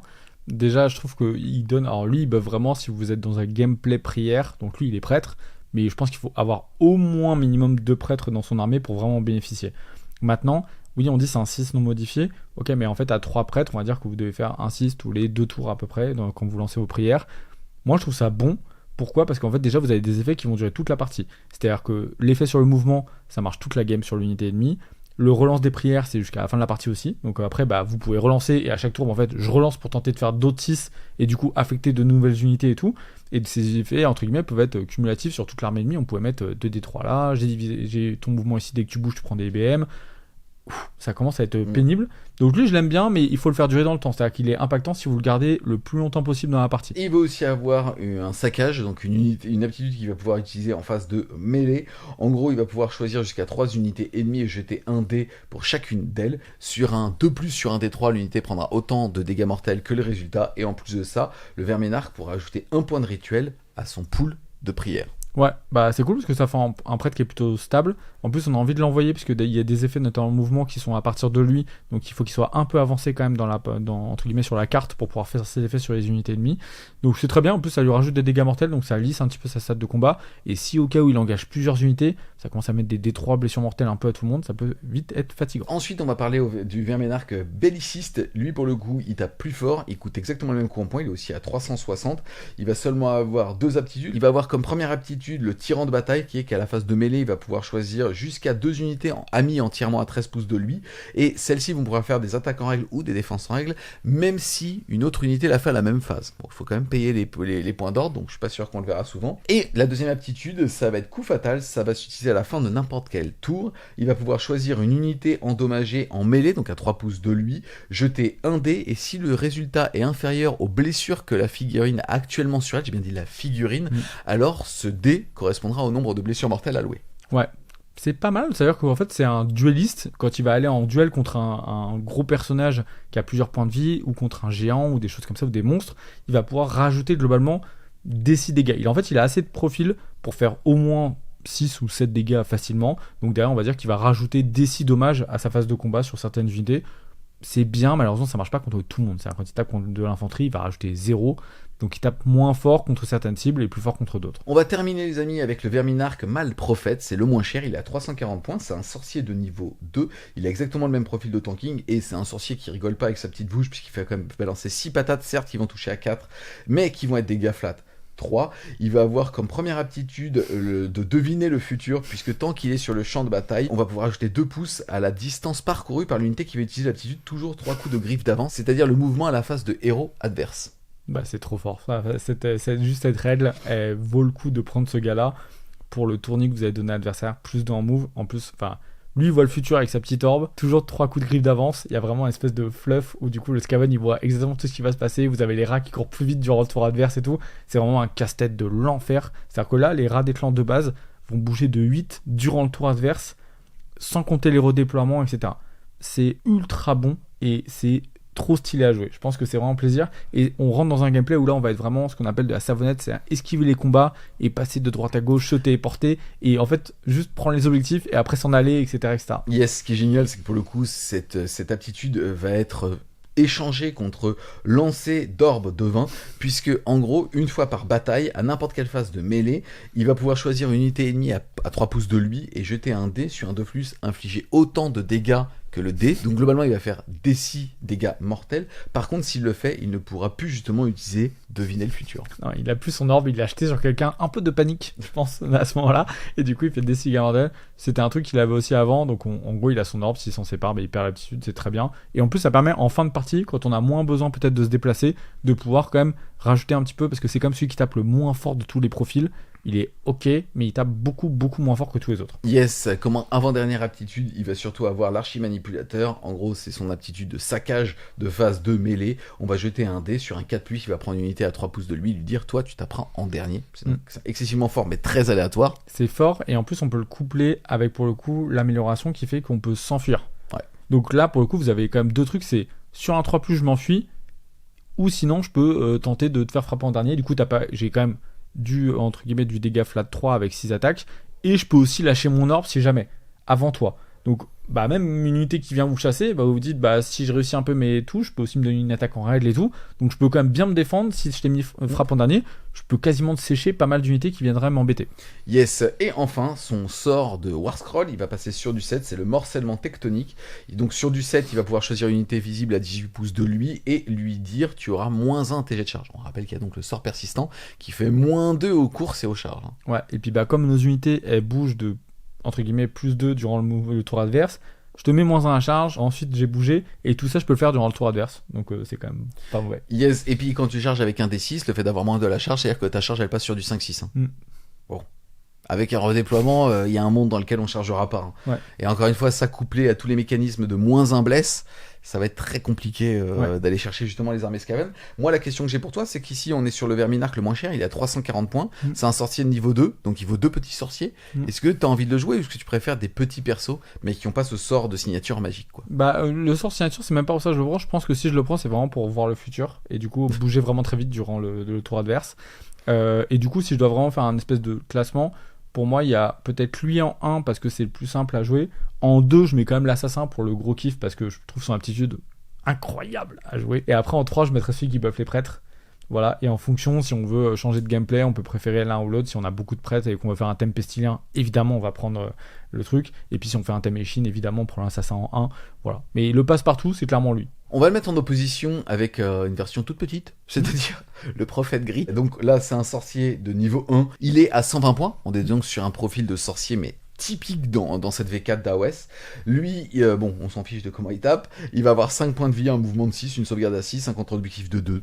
Bon, c'est un flanc. Son attitude principale, ça va être l'éclat de Malpierre à sa face de héros. En gros, s'il décide de faire ça, il va pouvoir lancer les sorts à 3d6 et retirer le dé qui lui convient. Si le résultat du sort avec les 3d6 est 13, alors le sort ne sera pas dissipable et derrière, il prendra des 3 dégâts mortels. Ouais, bah c'est très fort, c'est un super sorcier niveau 1 qu'on peut inclure quasiment dans toutes les listes sans réfléchir. Il peut être en concurrence justement, comme tu l'as dit, avec les Verminarques si jamais on veut en rentrer 2, voire 3 entre guillemets pour le même prix. Ils apportent un bon soutien magique avec une bonne capacité à passer à travers les sorciers. On se souvient que maintenant dans Age of Sigmar, il y a quasiment plus de bonus à la dispel, donc jeter ses sorts à 3D, prendre les 2 meilleurs, et super bonus si on fait 13, il n'est pas dissipé. Bah, de toute façon, personne ne peut nous dissiper à 13, donc c'est beaucoup moins impactant. Mais c'est vraiment super fort. Enfin, faut vraiment se dire que c'est vraiment un très très bon caster qui supporte bien l'armée. On a vu qu'on a des bons sorts, donc vraiment il est tip top. Vous pouvez le rentrer dans toutes les listes par 1. Il n'y a aucun problème si vous voulez un support magique. Il a le mot-clé maître clan, c'est intéressant. On va le mettre en opposition avec l'archi-technomage, qui est donc le deuxième sorcier. Bon, on était à 120 points, le prophète gris 170, l'archi-technomage. Par contre, lui, il est du clan Skryre. Donc c'est un sorcier qu'on pourra jouer dans toutes les armées, mais surtout qui va commencer à proquer justement Skryre. Lui, son aptitude, c'est le contremaître des conciles mécaniques. En gros, à chaque fois qu'une unité Skryre entièrement à 13 pouces de lui utilise tir de couverture, c'est donc l'ordre qu'on utilise à la fin de la phase de tir adverse, pour pouvoir tirer normalement avec un malus de -1, là, le malus de -1 ne va pas s'appliquer. Là, ça commence à piquer. C'est là où on se dit que quand on construit du clan Skryre, c'est un sorcier en armure, donc il y a une save à 4. Bien sûr. J'adore. Bien sûr. Et en plus, il a un lance-flamme. Donc un petit lance-flamme qui peut tirer en mêlée. Non, il est vraiment super fort, lui. Pour le coup, dès qu'on va jouer clan Skryre avec la sous-agent du clan Skryre, on est obligé de le prendre. Pourquoi ? Parce qu'il faut rentabiliser nos tirs. Et donc, on va tout le temps faire des tirs de couverture. Et donc, des tirs de couverture, on n'a pas le -1, sachant que les Skaven touchent à 4 globalement sur leur shoot. Bah là, c'est magnifique, il nous le faut absolument. Donc, il est trop bien. Voilà, un géant technomage, vous le prenez. 170 points ? Ouais. Dans une armée de clan Skryre, obligatoire, sinon vous le prenez jamais. Mais quand vous jouez à sous-agence, vous savez que vous devez aller chercher lui obligatoirement, avec son petit copain qu'on va voir juste après. Yes, on va maintenant parler de l'ingénieur technomage. Lui, il est à 150 points. C'est un héros du clan Skryre, mais qui n'a aucun mot-clé. C'est ni un prêtre, ni un sorcier. Lui, déjà, bon, il va tirer relativement fort quand même. Il va pouvoir passer les dégâts de son arme à flat 3 direct, en gros sur un jet de dés. Et aussi, une fois par tour à la phase de tir, on va pouvoir choisir un héros ennemi. Et en gros, les unités de Jedi entièrement à 13 pouces de lui vont ignorer et regarder. Attention, en gros, on va pouvoir tirer sur un personnage même s'il est à moins de 3 pouces d'unité ennemie. Par contre, il aura toujours -1 pour être touché, puisque ça s'applique au tir et en mêlée. Ouais, bah c'est un bon perso, pareil qu'on prendra automatiquement pour moi dans les listes du clan Skryre avec son petit copain qu'on a vu juste avant, pour juste synergiser les Jedi et menacer les personnages ennemis. Déjà, lui c'est un bon tireur. il permet quand même de booster les Jedi de manière forte. On verra que les Jedi, quand ils n'ont pas bougé, qu'ils n'ont pas été set-up, donc placés dans le tour, ils ont aussi un bonus à la touche. Donc clairement, c'est très très fort. Il faut le prendre si vous prenez des unités de Jedi. Les Jedi, on verra qu'on les prendra majoritairement, je pense, par 6 pour vraiment avoir ce rôle de sniper et pouvoir tuer les personnages à distance. Et ramener aussi le pack à 3 pour un point d'ordre. Ouais. Ensuite, on va parler du saboteur technomage. Lui, il est à 130 points. Donc on se rappelle 170, 150 et là 130. C'est un héros Skryr qui n'a aucun mot-clé type sorcier, prêtre aussi. Pareil, lui il va tirer relativement fort. Ces 2 tirs qui sont dégâts D6 peuvent passer dégâts D3+3 sur un 2+. Et lui surtout il va ajouter 1 à ses jets de touche quand il cible une unité qui va avoir 10 figurines ou plus. Ouais, bah alors lui il synergise que dalle. Lui c'est juste, il est là avec son gros lance-fusée, il met des grosses pralines dans l'infanterie, mais genre 0, c'est-à-dire que globalement en 2 tours de tir il peut raser une unité de 20 figurines tout seul. Donc fun total, c'est-à-dire qu'il tire des grosses fusées explosives dans l'infanterie, il a plus un perf contre l'infanterie, donc lui il a une seule destination, c'est de tirer dans l'infanterie ennemie. Tu vois, c'est marrant parce que dans plein d'armées j'aurais pu penser prendre ce genre de personnage, mais là en Skaven tu vas avoir tellement de héros qui sont déjà aux alentours de 120, 170 points, et notamment au niveau du Skryr, je suis pas sûr que t'as envie d'avoir ce genre de mec en termes d'attrition pour son volume de points. C'est parce que t'es pas joueur Skaven. Parce que le joueur Skaven il dit, j'ai un mec qui lance une grosse fusée, ça fait des 6 dommages, et donc sur l'infanterie c'est méga fort, mais aussi sur le personnage ou sur le monstre, il est là, il fait bah t'as 2 sauvegardes à -1, c'est dommage des 6, je peux potentiellement te mettre 12, tu vois. Et le Skaven il pense comme ça, il dit ratio, tu investissement, si dégâts. C'est un feu d'artifice, j'en mettais 2. Tu vois, c'est pas des feux d'artifice. Voilà, donc lui c'est l'unité un peu en plus fun, ou alors si vraiment vous avez un pote qui joue des marais de zombies ou des trucs comme ça, bah lui vous le mettez, il téléporte dans un trou de vermine, il arrive, il met un gros shotgun avec son truc et le tour d'après il dit j'ai pas bougé, je peux booster mon truc, voilà. Donc trop bien. Lui pour le coup c'est vraiment le fun Skaven à l'état pur. C'est pas l'optimisation, quoique si on voit qu'il y a beaucoup de masse dans le jeu, pourquoi pas aller en chercher un petit. Ensuite on va maintenant passer à une autre unité qui n'est plus un héros, mais ce sont les colosses de choc. On est donc sur une unité de 3 figurines du clan Skryr et Moulder. 260 points les 3, on rappelle qu'on peut les booster, donc on peut être à 520 points les 6 pour avoir des packs de 3 où chaque figurine a 6 points de vie, une sauvegarde à 4, 2 de contrôle d'objectif, 6 de mouvement. Là, l'unité est donc constituée de 3 à 6 figurines dépendamment de si on décide de la doubler. Quoi qu'il arrive, chaque figurine par 3 doit avoir un équipement entre guillemets unique et a le choix entre 2 armes. Ce qu'on va juste regarder, c'est que si une des 3 décide d'être équipée de points concasseurs, alors elle va pouvoir être en renfort, et celle-ci va pouvoir être mise n'importe où sur le champ de bataille à 9 pouces de toute figurine ennemie. Et si celle-ci a un gantelet choc, alors à chaque jet de touche critique, elle va faire des 6 touches à la place. Ouais, ce qui est hyper intéressant, c'est les points concasseurs pour arriver à n'importe quelle phase de mouvement. Vous pouvez arriver durant le tour adverse également, et donc tenter une contre-charge, par exemple, ou simplement mettre la pression et complètement déstabiliser votre ennemi qui pensait être tranquille ou quoi que ce soit. Donc je trouve l'unité des Stormfin trop bien. En plus, elle a double mot-clé Moulder, Skryr, donc on peut la rentrer dans les 2 sous-allégeances en disant je fais une unité ultra close ou je fais une unité qui est ultra impactante au tir. Et typiquement, j'arrive durant ta phase de mouvement, t'avais pas prévu que je sois là, bam, tir entre guillemets de couverture, avec mes gars. Et donc vous pouvez préparer des plans en mode je téléporte mon gars là, il est tout seul, l'adversaire se dit oh là, qu'est-ce qui se passe? Bam, à ton tour je fais tomber mes gars, du coup maintenant j'ai pas de malus en tir de couverture, donc en fait tu prends une énorme sauce de Stormfin que t'avais pas prévu. Bref, des plans Skaven comme on adore. Ou alors vous pouvez faire une unité de close en mode Moulder où je leur mets plein de dégâts et ils commencent à tout bourriner au close là-dessus avec un tout petit support de tir. Je les adore, ils sont trop bien, beaucoup plus cool à jouer qu'avant et super, enfin c'est vraiment genre l'élite Skaven ultime, et évidemment toute votre armée va synchroniser. Soit vous pouvez les jouer par 3 en embêtant un peu votre adversaire avec juste une unité qui arrive derrière, ou alors par 6, mais là toute votre armée doit se synergiser pour faire en sorte qu'ils survivent le plus longtemps possible. Voilà. Ensuite les amis, on va rester dans le clan Skryr et on va parler enfin du canon à malfoudre. Le canon le plus con du jeu depuis Warhammer Battle. Je rappelle que celui-ci faisait un faisceau qui pouvait traverser complètement une armée, ça pouvait être la sienne. Et les collines et les terrains, les montagnes et tout. C'était... On a trouvé de l'or, on a trouvé le pétrole. Là en tout cas le canon à malfoudre il est à 180 points.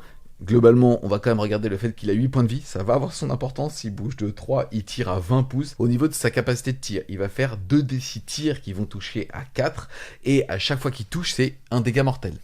Si il y a un héros Skryr à côté de lui, alors ça sera 2d6 plus 6 Par contre, si on décide de le faire, à chaque jet de touche de 1, ça sera D3 dégâts mortels infligés à ce canon qui n'a que 8 points de vie.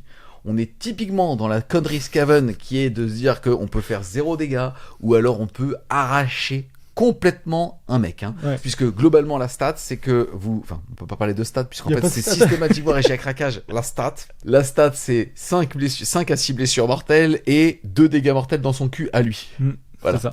Mais en fait il n'y a pas de stat. Voilà, il n'y a pas de stat. Globalement dans toutes les versions des Skaven, on a eu des gars qui ont tenté de jouer 4 canons à malfoudre avec tous les buffs possibles et tout. Ils ont toujours eu des règles complètement débiles sur le tir qui sont globalement assez aléatoires. Là on va dire que c'est quasiment sa version la plus stable que moi j'ai connue dans Warhammer. Maintenant c'est stupide au possible. Dites-vous que oui, quand on le lit comme ça a l'air complètement con. Maintenant il faut dire que ça n'a jamais vraiment fonctionné. Ça n'a pas de tir en mêlée, ça tanque rien, c'est complètement aléatoire. Donc vous arrivez avec vos 2 canons, vous tirez dans un truc, vous deviez l'exploser, en fait vous faites 3 blessures mortelles, c'est ridicule. Vous vous faites charger, ils sont morts, du coup c'est ridicule. Et c'est pas simple que ça à mettre en place, faut quand même avoir un perso scryer qui reste à côté, en portée de mêlée complète. Excuse-moi, je précise que c'est une fois par tour cette aptitude, donc en fait vous pouvez pas spammer les canons à malfoudre avec les personnages derrière, il y en aura qu'un qui sera en plus 6. C'est ça, et donc oui on peut faire beaucoup de dégâts mortels, oui si vous jouez 2 tours d'affilée vous pouvez raser une armée avec des canons à malfoudre, vous pouvez aussi faire 0 et vous faire raser, et globalement, ce qui est pas grave dans ce cas-là, c'est que vous direz qu'on vous a fourni sabotage, des machines défaillantes, et donc que votre plan était bon, mais qu'on vous a trahi. Voilà. On va maintenant passer au niveau des acolytes globadiers. Eux, ils sont à 130 points, les 5. Ils ont les mots-clés Scrir. Eux, ils vont avoir 2 PV par tête de pipe, un contrôle d'objectif de 1, une sauvegarde à 6, donc ça va vraiment voler. Chaque bonhomme parmi les 5 vont faire un tir à 10 pouces qui va toucher à 3, blesser à 3, perforation -1, dégâts D3. On a par contre tir en mêlée, anti-infanterie. On a une aptitude passive qui fait que si on est à côté d'une équipe de rats des clans, alors on ne sera pas visible si l'unité ennemie est à plus de 13 pouces de nous. Et aussi nuage de gage, puisqu'on va avoir +1 à la caractéristique de dégâts des globes. À partir du moment où on tire sur une unité de 10 figurines ou plus, on sera donc D3 +1. Ouais, bon bah c'est... Alors déjà on découvre la nouvelle règle des équipes d'armes, et ils ont rentré le Globadi dans l'équipe d'armes, c'est-à-dire qu'on va être protégé tant qu'on est à plus de 13 pas de l'ennemi. Voilà, donc ça c'est ça. Ou que nos guerriers... C'est un vieux kit de merde, excuse-moi. Vas-y, allons là-dessus, parle. Ouais, bien sûr. Toi, tu parles que du fluff tout le temps. Ouais, le fluff. Mais le kit est vieux, les figurines sont pas ouf. Maintenant c'est facilement... on peut facilement faire des conversions avec des petits globes qu'on fait en green stuff et qu'on met sur des rats et tout. Derrière, le tir il est bon contre l'infanterie, mais il a une toute petite portée. Donc vraiment, quand vous tirez, bah, vous êtes à portée de contre-charge. Et vu votre, entre guillemets, votre tanking, bah, vous allez genre imploser. C'est pas si cheap que ça en termes de points, donc ça coûte quand même un peu d'investissement. Maintenant, ouais, ça fait un peu des trous dans l'infanterie. D'accord. Bon, mais clairement, ça ne nous fait pas rêver. Je pense qu'on ira en clan Scrir chercher clairement d'autres unités de tir. Ensuite, aussi une unité un petit peu con, bon, qui en général, qui peut pas t'arracher une montagne. Pour le coup, ça va être la roue infernale. Là, on est à 140 points, les 8 points de vie qui bougent de 2d6 plus 7 avec une sauvegarde à 4. On va avoir un petit peu de tir avec les traits à malfoudre. En gros, globalement, pareil, au corps à corps, ça va pas taper énormément, ça va faire 6 attaques qui vont toucher à 4, autant vous dire que c'est pas folichon. Ce qui est intéressant, c'est la mort roulante, c'est une attitude de base qu'on va utiliser à la phase de mouvement. En gros, on va pouvoir passer à travers n'importe quelle figurine, et ce qui va se passer par contre, c'est qu'on va pouvoir choisir jusqu'à 3 unités ennemies par lesquelles on est passé, et jeter un D3 sur un de plus, infliger autant de dégâts mortels qu'à l'autre. Tu vois, pour le coup, je trouve que la figurine, elle fait tellement plus peur esthétiquement, qu'ils auraient pu la mettre plus cher en points. C'est-à-dire qu'elle est 140 points, mais elle fait rien. Ouais, elle fait rien, elle tanque rien. Son effet est un peu C'est un peu nul. dommage par rapport à la figurine en plastique. Et en plus, il n'y a pas vraiment de synergie. Je pense qu'en fait, tout ce qui est un peu vieux kit et tout, alors c'est un truc iconique, hein. Vous avez en gros un rat dans une roue avec un moteur, le mec appuie sur un bouton, il traverse tout, il met des dégâts mortels et tout. C'est vraiment rigolo. C'est pas un bout de fromage pour lui faire croire qu'il peut courir. C'est ultra cinématographique. C'est genre, il appuie sur le bouton rouge, il a trouvé, il fonce dans l'ennemi. Vous pouvez le faire quand vous êtes en mêlée et tout. Franchement, c'est rigolo. Voilà, maintenant c'est une petite unité qu'il faut dire, ça fait des petites sources de dégâts mortels. On voit qu'on commence à se multiplier, il y en a un peu partout. Donc en fait, quand vous êtes adversaire de Jorscam, vous êtes là. Putain, je dois m'occuper de ça, c'est chiant.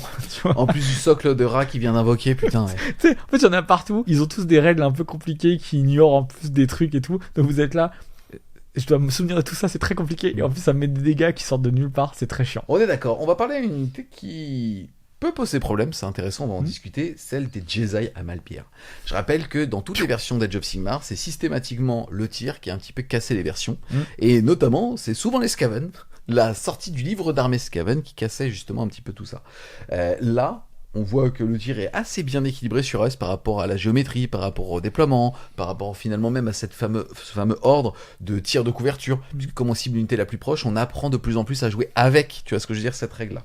Là, les Jesai, on est à 150 points les 3 figurines, chacun d'entre eux, bon c'est de la mousse, c'est une sauvegarde à 4, 2 points de vie, donc ça va mourir très vite pour une unité qui coûte très cher chez les Skaven, mais chaque bonhomme va faire 2 tirs qui vont toucher à 4, blessé à 3, perforation -2, dégâts 2, crit, blesse auto. Derrière, si cette unité n'a ni bougé ni a été placée, elle va avoir un bonus de +1 pour toucher. Donc on est sur une unité qui va faire pour 150 points 6 tirs à 4, mais en réalité à 3, parce que tu tires à 24, t'es espacé de 18.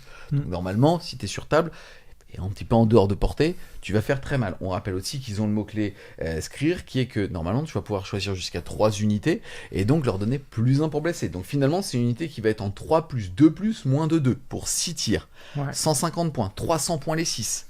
Qu'est-ce que t'en penses ? J'en pense qu'ils sont bons, qu'ils ont l'air un peu craqués quand on lit le truc comme ça, et en fait sur table c'est tout à fait raisonnable en termes de dégâts, coups en points, ce que ça fait et tout.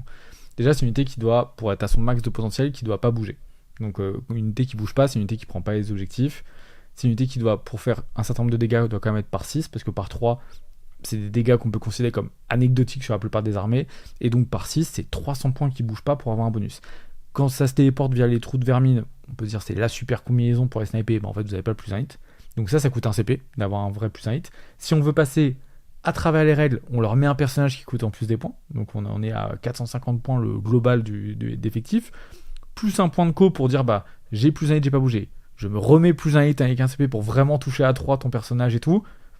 Ok, bon bah là c'est... Et là je te snipe ton perso. Et je dois cibler un personnage qui est globalement aux alentours à moins de 10 PV pour vraiment pouvoir me le faire. Ok, bah c'est normal, j'ai mis 450 points, une combinaison, j'ai pas bougé avec des unités qui prennent du coup pas d'objectif, j'ai dépensé un point de co, là je te tue un perso à 5 PV, bon, tout le monde trouve ça normal en fait. Et donc ça va pas tirer en mêlée et tout, donc dès que vous avez engagé au corps à corps, c'est finito pépito, ça fait plus aucun tir. Donc en fait elle est très bien designée dans un rôle particulier, c'est-à-dire détruire des personnages potentiellement ou détruire de l'élite, mais avec beaucoup de synergie. Donc c'est-à-dire ça prend du point, ça bouge pas sur la table, c'est difficile à protéger, il faut tout le temps les protéger en permanence durant toute la partie. Donc c'est un vrai gameplay de tir Skaven, c'est une bonne unité. Maintenant elle est pas craquée comme on peut le penser quand on le lit. Ensuite on va passer au lance-feu. Là pour le coup on est sur une grille seule, donc je rappelle qu'on ne peut pas renforcer une unité de 1. Donc pour le coup ça sera que par 1 pour 90 points. On est sur une unité à 3 points de vie, un mouvement de 6 qui va faire 2d6 tirs, qui va toucher à 2, blesser à 4, perforation d'armure -2, dégâts 1. Par contre, tir en mêlée, ils vont avoir la même règle que les globédiers, puisque servant d'armes cachées, à partir du moment où on a une unité de rat des clans, au moins de 5 figurines, on ne peut pas leur tirer dessus si on n'est pas à moins de 13 pouces de eux. Juste un truc les amis, on est dans une saison où très facilement on a une tactique qui demande de détruire une unité dans le détachement du seigneur. On ne met jamais cette unité dans le détachement du seigneur, bien sûr. Sinon c'est 4 points de victoire dans l'autre. C'est ça, on va avoir du coup les 3 équipes d'armes qui sont des vieilles figurines, sur lesquels on a des règles maintenant de protection qui sont plus simples qu'avant, etc. On n'est pas caché dans des unités et tout. Par contre, c'est en mousse absolue, c'est 3 PV, sauvegarde à 6 à chaque fois. Ça coûte quand même un peu de points. Globalement, ça fait des tirs qui sont ok, donc c'est pas négligeable, mais c'est quand même pas dingue. Tir en mêlée, c'est quand même une blague, parce que si vous êtes en mêlée, vous êtes mort. Enfin, voilà. Et sachant qu'avec la portée 3, on peut plus maintenant être derrière et un peu gêner et empêcher l'adversaire de nous taper dessus. Non, on va juste mourir. Donc si vous avez les figues, vous pouvez les jouer, c'est cool. Maintenant c'est pas ce qui bénéficie le plus aujourd'hui du livre en termes de buff. Et finalement pour 90 points, tu la mets ou tu la mets pas ? Hormis le fait que t'aies la figurine ou pas. Est-ce que pour 90 points ça justifie de faire 2d6 tirs qui touchent à 2, blesse à 4, -2, 1 ? En fait je pense que ce qui justifie plus du tout ça, c'est le problème d'avoir des régiments qui vont... Là on va augmenter nos poses de manière drastique et très très vite. En fait ça c'est une unité. Donc en fait, dans mon régiment j'ai 3 unités que je peux mettre. Bah une des 3 c'est un truc à 90 points qui fait pas très mal, qui a pas une super portée de tir. Alors oui, la figurine est géniale, oui, je tire au lance-flamme dans des rats, c'est vraiment rigolo. Maintenant, non, on rentrera pour un peu plus cher, une unité de 20 rats des clans, ou une unité de 20 moines de la peste et tout. Mais si vous avez les figues, elles sont pas sorties de la gamme, elles sont là, c'est des gameplays qui sont cool, ça bénéficie des buffs Scryer, donc on peut quand même faire des petites combinaisons et bien s'amuser. Donc c'est rigolo. Même discours pour le canon, cette fois-ci Ratling, c'est exactement les mêmes règles, sauf qu'on a 10 points de plus, mais on fait 3d6 tirs sur du 4, qui blesse à 4, perforation d'armure -1, dégâts 1, mais crit 2 touches. Bah c'est cool, ça fait tout, mais globalement le mât éclateur... C'est super stylé. Voilà, mais c'est trop rigolo, c'est-à-dire vous avez quand même une Ratling avec des Skaven qui tirent sur les... Enfin c'est rigolo. Maintenant c'est le mât éclateur pour le même rôle et 1000 fois meilleur. Et alors, même chose pour la dernière équipe d'armes, c'est-à-dire la Ratasphère, qui elle est la moins chère, puisqu'elle est à 80 points. Quand elle charge, elle rigole pas trop quand même pour 80 points. Après, je suis d'accord avec toi, ça ouvre des tactiques, ça fait du kill, enfin voilà. Mais c'est 2d6 d'attaque qui touchent à 3, blessent à 3, reine -1, dégâts 1 anti-infanterie, et enfin en fait, en gros, t'es dégâts 2 en charge, et perforation -2 sur de l'infanterie. Et en plus de ça, quand tu charges, tu mets des dégâts mortels. Ouais, je trouve que pour 80 points, lui, c'est certainement le glass cannon le plus cool des Skaven. Moi, c'est celui que je prends s'il me reste 80 points. Parce que pour le coup, je peux assassiner un perso, et en plus, je l'assassine avec un rat sur un truc qui roule. Donc, avec des picots. Avec des picots. Donc c'est quand même rigolo, parce que c'est quand même l'assassin le plus ridicule du jeu. Quand il vous fonce dessus, vous êtes là, je vais pas mourir contre ça. Et bah si, tu vois. Et ça, c'est drôle. Voilà, si je dois tuer une unité, je préfère que ça soit avec la Ratasphère. Yes, bah écoute, comme toi, s'il reste 80 points, je trouve que le ratio il est ouf. Ouais. Même si, encore une fois, il y a des défauts à tout ça, mais il faut voir ce qu'on met à côté dans une liste d'armées. Le mec va devoir tout gérer, quoi. Ça fait trop de PV, c'est chiant. Ouais, c'est très chiant. Ensuite, on va découvrir ensemble la catapulte de la peste. On est à 150 points, la catapulte. On a changé de clan parce qu'on est passé du côté Pestilence. Là, on a 8 points de vie, on bouge de 3, donc on est sur un canon qui est normal en termes de tanking et ainsi de suite. Il va quand même faire 2 tirs qui touchent à 3, blesse à 2, perforation d'armure -1 qui passe -2 sur de l'infanterie, dégâts D6, et surtout barrage bubonique. En gros, ce qui va se passer, c'est après avoir tiré, si on a dirigé tous ces tirs vers la même unité, on va jeter un dé, et si le résultat du dé est inférieur au nombre de figurines qu'on a retirées, alors ça, on met un frappe en dernier. Ouais. Bah, dans un full pestilien, franchement, ça se comprend. C'est-à-dire que ça nous permet de séquencer les combats. On se rappelle que, alors c'est jusqu'à la fin du tour, donc ça marche en gros que pendant le tour Skaven, mais ça marche aussi sur nos tirs de couverture, par exemple. On a touche à 3, donc on peut toucher à 4. On a juste à faire les dégâts, et après, il faut avoir un peu de chance sur les D6. Ce qui est intéressant, c'est qu'à AOS, on se souvient qu'on est en ping-pong dans les activations. C'est-à-dire que j'active, puis mon adversaire active, etc. C'est pas ceux qui ont chargé qui vont, par exemple, tous s'activer. Et donc, si je veux envoyer 2 unités Pestilence durant le tour de mon adversaire, ou par exemple unité de Raogre et mon unité de moine, en fait je vais soit subir des pertes, et en plus je tank rien en Skaven, donc c'est un peu chiant. Donc là je vais mettre frappe en dernier un endroit sur l'infanterie, je vais activer, puis je vais pouvoir taper avec toutes mes unités, et finalement je vais mettre plus de dégâts que ce que je vais faire, ou alors je vais subir moins de pertes que ce que j'aurais pris. Donc c'est une bonne unité de tir, elle tire bien, le truc est cool, moi j'aime bien l'unité, et le côté frappe en dernier durant le tour adverse peut être aussi un peu surprenant sur des unités qui s'y attendaient pas, notamment sur les unités de saturation qui vont découper du Skaven à la vitesse de la lumière. Là, je te mets des 6 dégâts, jette un dé, hop, t'as frappé en dernier, t'as plus trop envie de me charger. Ensuite, on va découvrir ensemble le prêtre de la peste sur le creuset de la peste. On a donc 2 grosses figurines, vous verrez tout à l'heure, on a le sorcier sur la cloche et on a le prêtre sur justement le creuset. On est quand même à 340 points pour un prêtre de niveau 1, avec une protection à 5 certes du clan Pestilence. Il va avoir comme différentes aptitudes déjà le fait qu'on va soustraire 1 au jet de protection pour les unités ennemies qui sont à 6 pouces de lui. C'est une nouvelle occurrence justement de cette règle-là au niveau de cette armée. Et ensuite, lui va donner une protection à 6 aux unités Pestilence, entièrement à 6 de lui. Et derrière, il va un petit peu cogner, mais vraiment pas fou, quoi. Ouais, c'est pas mal, hein. Le -1 protection à 6 pas de lui, moi je trouve ça très fort. Ça marche contre les armées de Nurgle, contre les armées de la mort, partout vous enlevez la protection, ou entre guillemets vous la réduisez. Et en plus, le protection à 6 sur les moines, ça rajoute entre guillemets du tanking sur les unités de la pestilence. Donc c'est pas mal du tout, moi je l'aime bien. Et en plus il est difficile à sortir lui-même, avec sa protection, ça va 4, il a 15 PV, bref c'est long. Donc moi je l'aime bien, franchement. Et juste le fait d'enlever la protection, ça vous donne quand même un outil qui peut être très intéressant à aller chercher. On n'arrête pas de vous parler, on l'a vu sur les héros, on l'a vu aussi sur les machines de guerre, d'unités qui sont entre 120 à 360 points, et on se dit souvent, ouais c'est bien, mais c'est de la mousse, et ainsi de suite. On va maintenant découvrir ensemble la première unité vraiment de Swarm, c'est les moines de la peste. On est à 140 points les 20. On est donc à 280 points les 40 points de vie. Donc imaginez l'occupation sur le champ de bataille, imaginez le nombre de points de vie que ça peut représenter, notamment avec une protection à 6. Derrière, on va faire 2 attaques par bonhomme qui vont toucher à 4, blessé à 5 si on n'a pas crit, dégâts 1, et ils vont avoir comme aptitude passive là les propagateurs de graisse et de maladie. En gros, à chaque fois qu'on va retirer de par perdre une figurine de cette unité, on va jeter un dé, et sur un 6 on fera une blessure mortelle à une unité ennemie engagée au corps à corps. Ils sont malades. Ils sont malades, ils portent la peste. Tu mets la main quand tu tousses. Oui, ils mettent pas la main. Ils vous toussent dessus plein de balles et ils espèrent faire un 6. En fait, j'aime l'idée de se dire que, ok, regardez, pourquoi est-ce qu'on dit qu'en fait les Skaven ça va être fort et que certaines armées n'auront juste pas assez de balles pour les gérer, pour les empêcher de faire les tactiques et qu'eux pourront faire quasiment toutes les leurs. Voilà, 140 points les 20 bonhommes. Ouais. On va en mettre plein, parce que en plus c'est 140 points qui vous mettent, on va dire, 3 blessures mortelles quand vous les tuez, ce qui est plutôt cool. Ça met de la petite blessure auto. Dès qu'on met par exemple des crits mortels sur eux avec nos prêtres pestiliens, d'un seul coup c'est genre dès que je fais un 6 c'est pas un crit, c'est juste une mortelle, donc mortel, puis tu me tapes dessus encore mortel. Bref, du coup tu vas te finir par te prendre des combats où tu vas prendre bah facilement genre 5, 6, 8 blessures mortelles.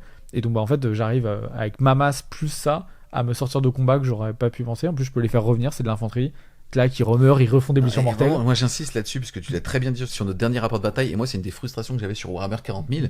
En fait, il n'y a pas de craquage au tanking. Enfin, il y a juste trop de PV, en fait. Donc, si votre adversaire a beaucoup d'attaques, c'est cool. Il va faire ce pourquoi il est dessiné. Mais si jamais... En fait, au mieux, ça se passera, ok.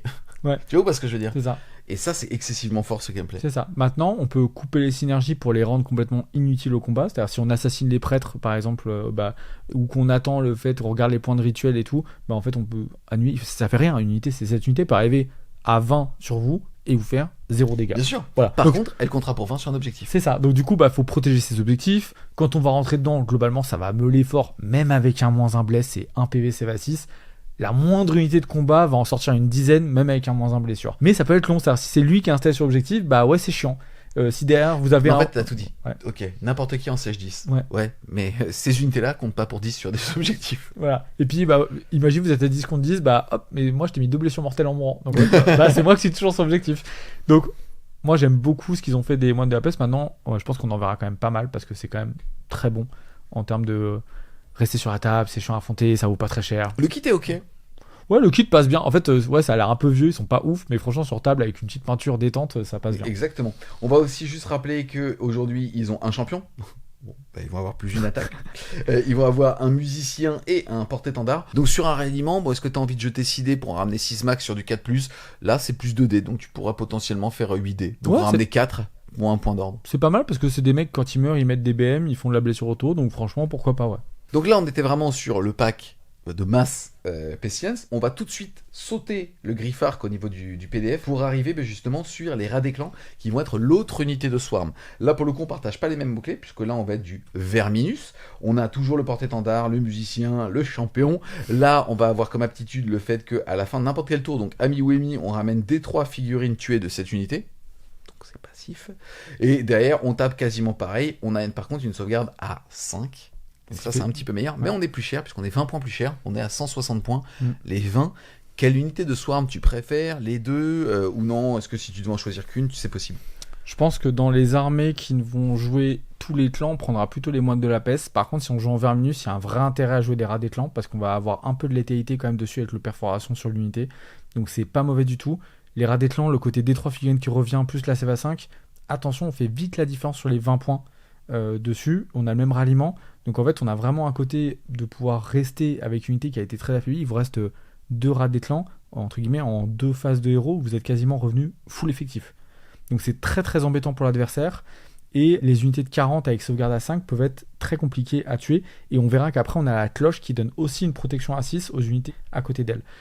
Donc moi, je dirais, dans mon fond, je pense préférer les rats des clans. Maintenant, je pense qu'il y a pas mal d'armées qui vont jouer 3 x 20 moines de la peste ou des packs de 40 moines de la peste. Pour le côté blessure mortelle, si on commence à aller chercher pas mal de sources de BM un peu à droite à gauche, ça peut vite être embêtant, je pense, sur le long terme. On va regarder un petit peu le personnage qui pourrait les accompagner, ça va être le Griffark. Donc c'est le héros de base Verminus, il est à 120 points, il peut rejoindre les détachements uniques Skaven, qui soit piloté par un radieux ou au contraire juste par un héros un petit peu plus burné. Derrière lui, il va potentiellement passer à 9 attaques qui touchent à 3, blesse à 4, perforation d'armure -1 et dégâts flat 2. Et surtout, en gros, il va pouvoir taper en même temps qu'une unité Verminus. Par contre, contrairement à beaucoup d'unités qu'on va appeler de garde du corps, il ne donne pas de bonus. C'est de plus un touche, plus un blesse.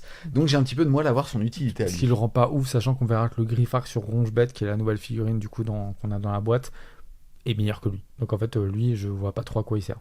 C'est vraiment si vous aimez bien la figue, sinon il n'a aucun intérêt par rapport à ses concurrents. Voilà, surtout qu'on a vu les autres personnages à pied, vous allez avoir des personnages ultra charismatiques, qu'on va voir juste après comme l'assassin ou quoi. Tu fais bien de le comparer au Griffark sur Rongebet. On est 50 points plus cher puisqu'on est à 170. Je parle en format Lazio quand je calcule parce que c'est le matin. Et derrière, bon, on va avoir une valeur de mouvement de 9, 7 points de vie, sauvegarde à 4, un contrôle d'objectif de 2. On a un pistolet qui rigole pas trop quand même. Et au corps à corps, pareil, faut pas le sous-estimer Michel, parce qu'il a la même règle qui est que quand celui-ci est endommagé, il va ajouter plus 3 attaques à sa hallebarde. Et en plus de ça, et à sa phase de héros, il va avoir le commandement cruel et on va pouvoir ajouter 5 au score de contrôle d'objectif sur une unité à qui il aura infligé une blessure mortelle. Voilà, en fait c'est pour ça qu'il élimine complètement la concurrence avec son petit copain à pied.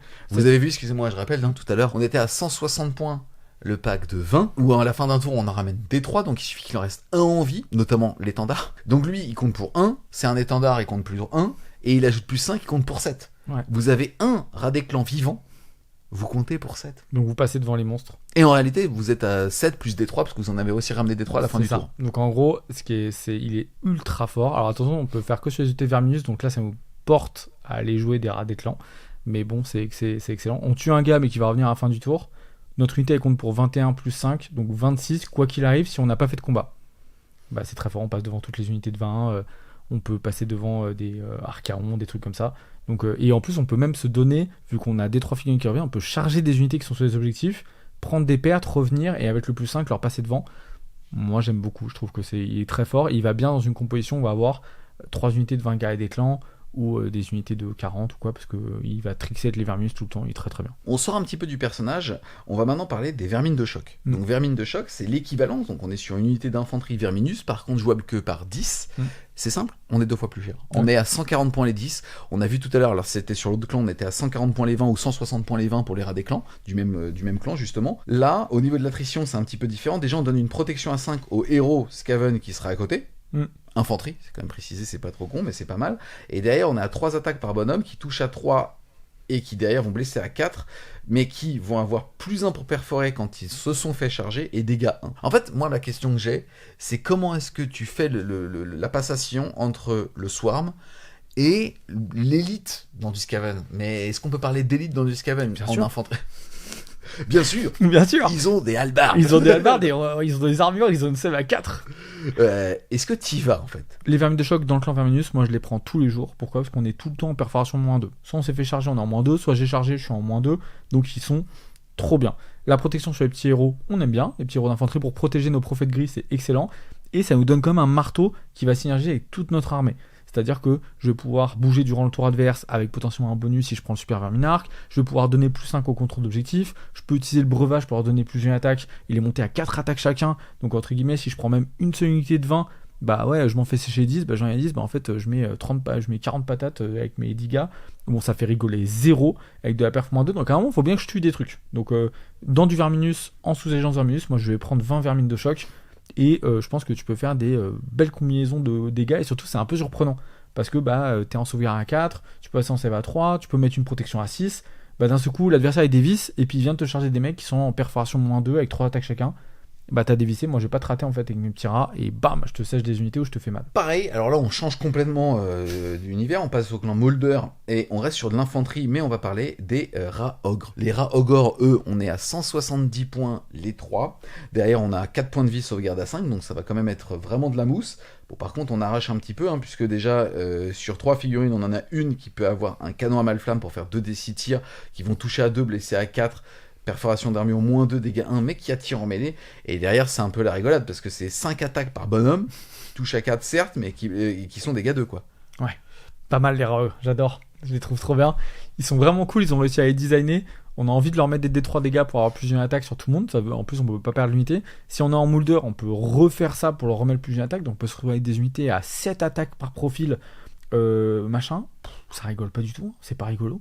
Donc on a pas mal de synergie pour leur mettre des buffs d'attaque, des buffs entre guillemets on verra juste après avec le Master Molder pour augmenter leur portée de charge. Je peux les buffer à la charge entre guillemets après les avoir fait TP, donc il y a +2 bonus d'attaque, nanana. Donc on a vraiment genre des rats sous stéroïdes avec des lance-flammes qui peuvent aller défoncer les types. Franchement, c'est vraiment rigolo.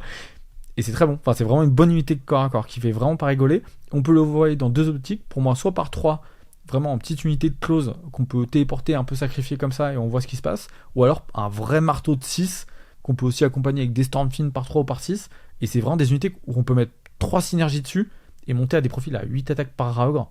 Et là franchement on rigole quoi, et on fait un petit rire narquois de Skaven en disant ils ont 8 attaques chacun.